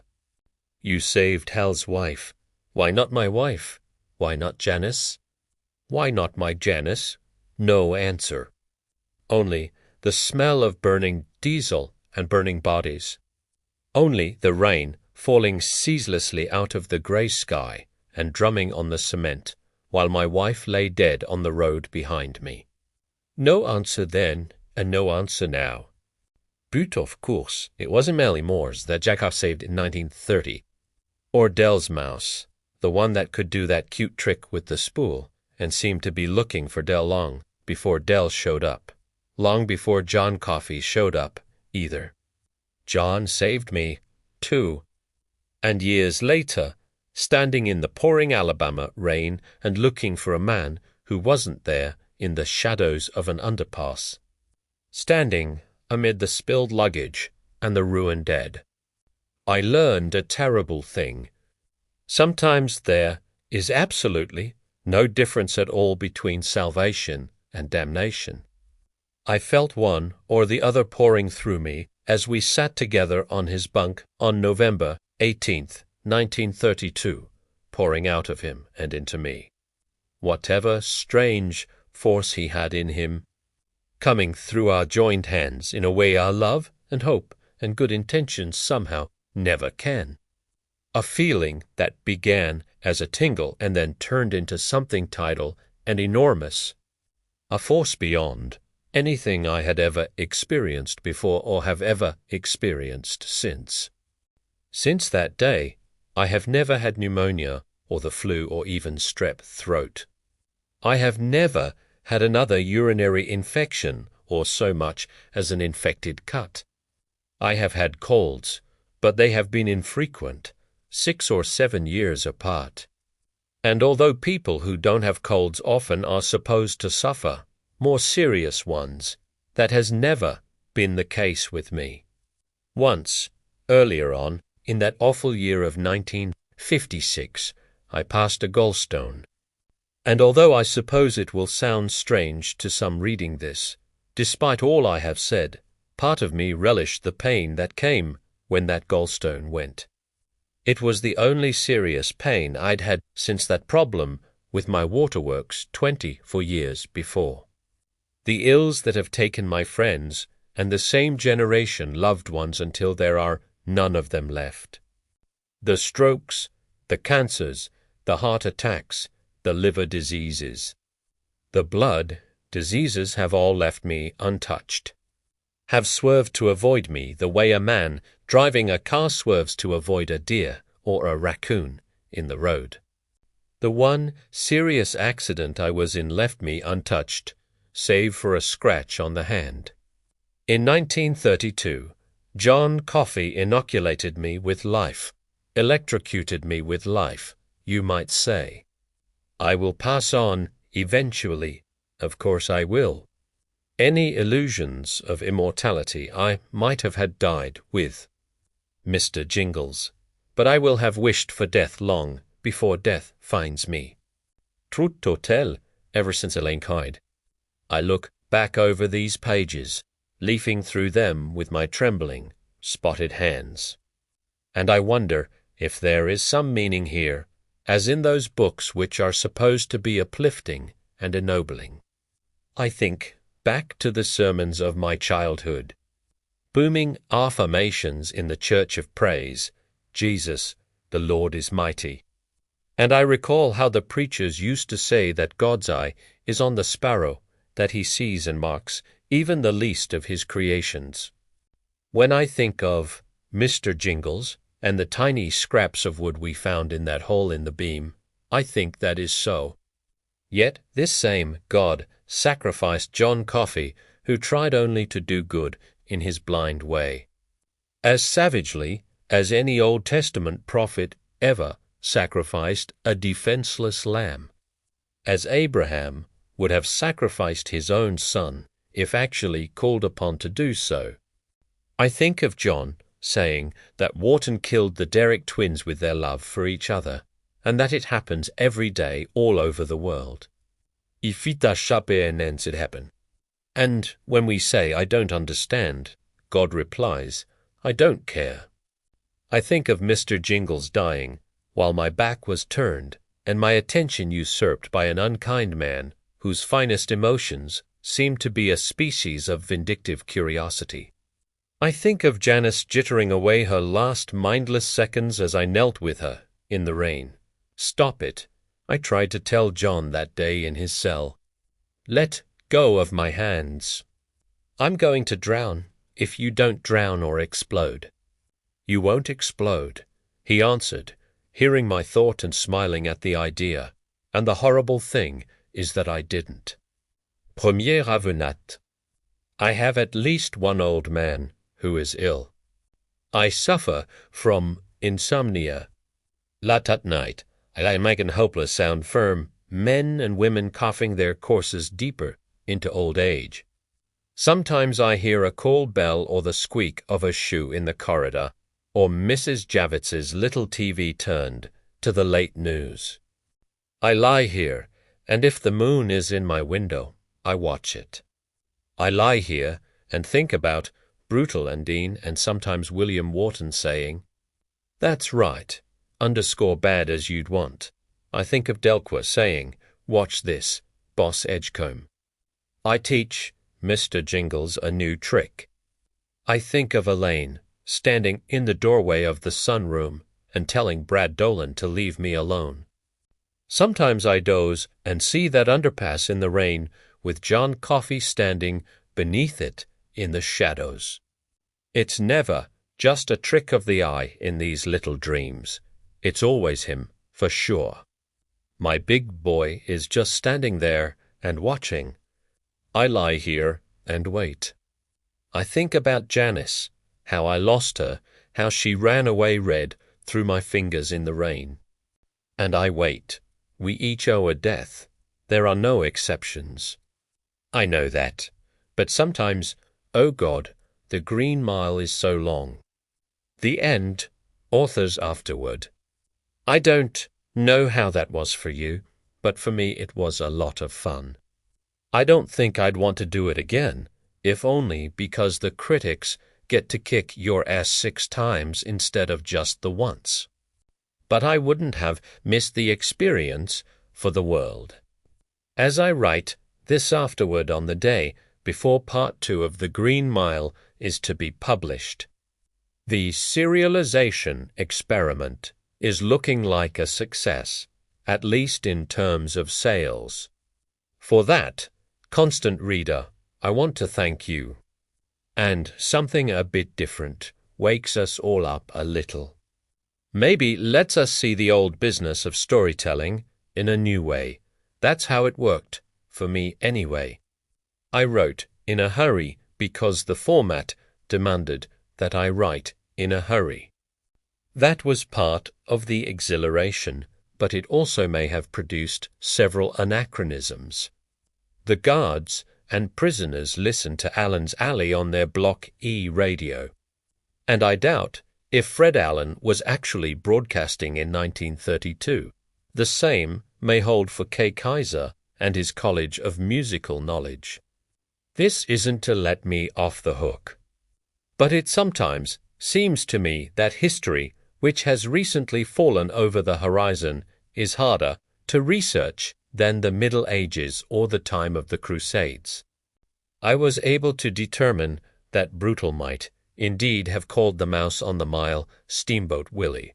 The Disney can head cuts for almost for your B10.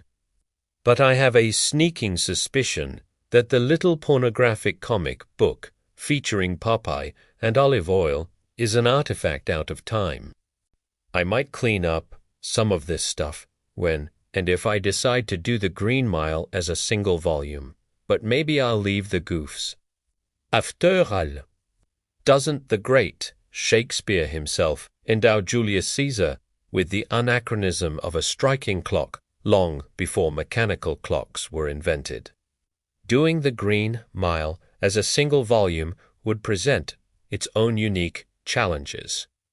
I have come to realize the book certainly couldn't be published as it was issued in its installments, because I took Charles Dickens as my model. I asked around about how Dickens had handled the problem of refreshing his readers' recollections at the beginning of each new episode.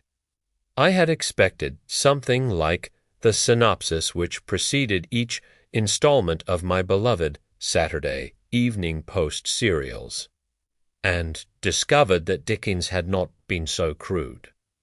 He built the synopsis into the actual story. While I was trying to decide how to do this, my wife began telling me she doesn't exactly nag, but sometimes she advocates rather tirelessly that I had never really finished the story of Mr. Jingles the Circus Mouse.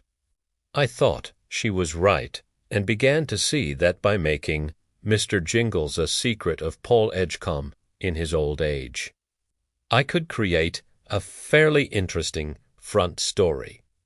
The result is a little bit like the form taken by the film version of Fried Green Tomatoes. In fact, everything in Paul's front story, the story of his life at the Georgia Pines Old Folks' Home, turned out to my satisfaction. I particularly like the way that Dolan, the orderly, and Percy Wetmore became entwined in Paul's mind. And that was not something I did on purpose. Like the happiest of fictions, it just ambled along and stepped into its place. I want to thank Ralph Inzer for bringing me the serial thriller idea in the first place, and all my friends at Viking, Penguin, and Signet for getting behind it, even though they were scared to death at the beginning. All right, and of course, Techniutat. I also want to thank Marcia Di Filippo, who typed a whole stenographer's notebook full of my cramped handwriting and never complained. Well, rarely complained.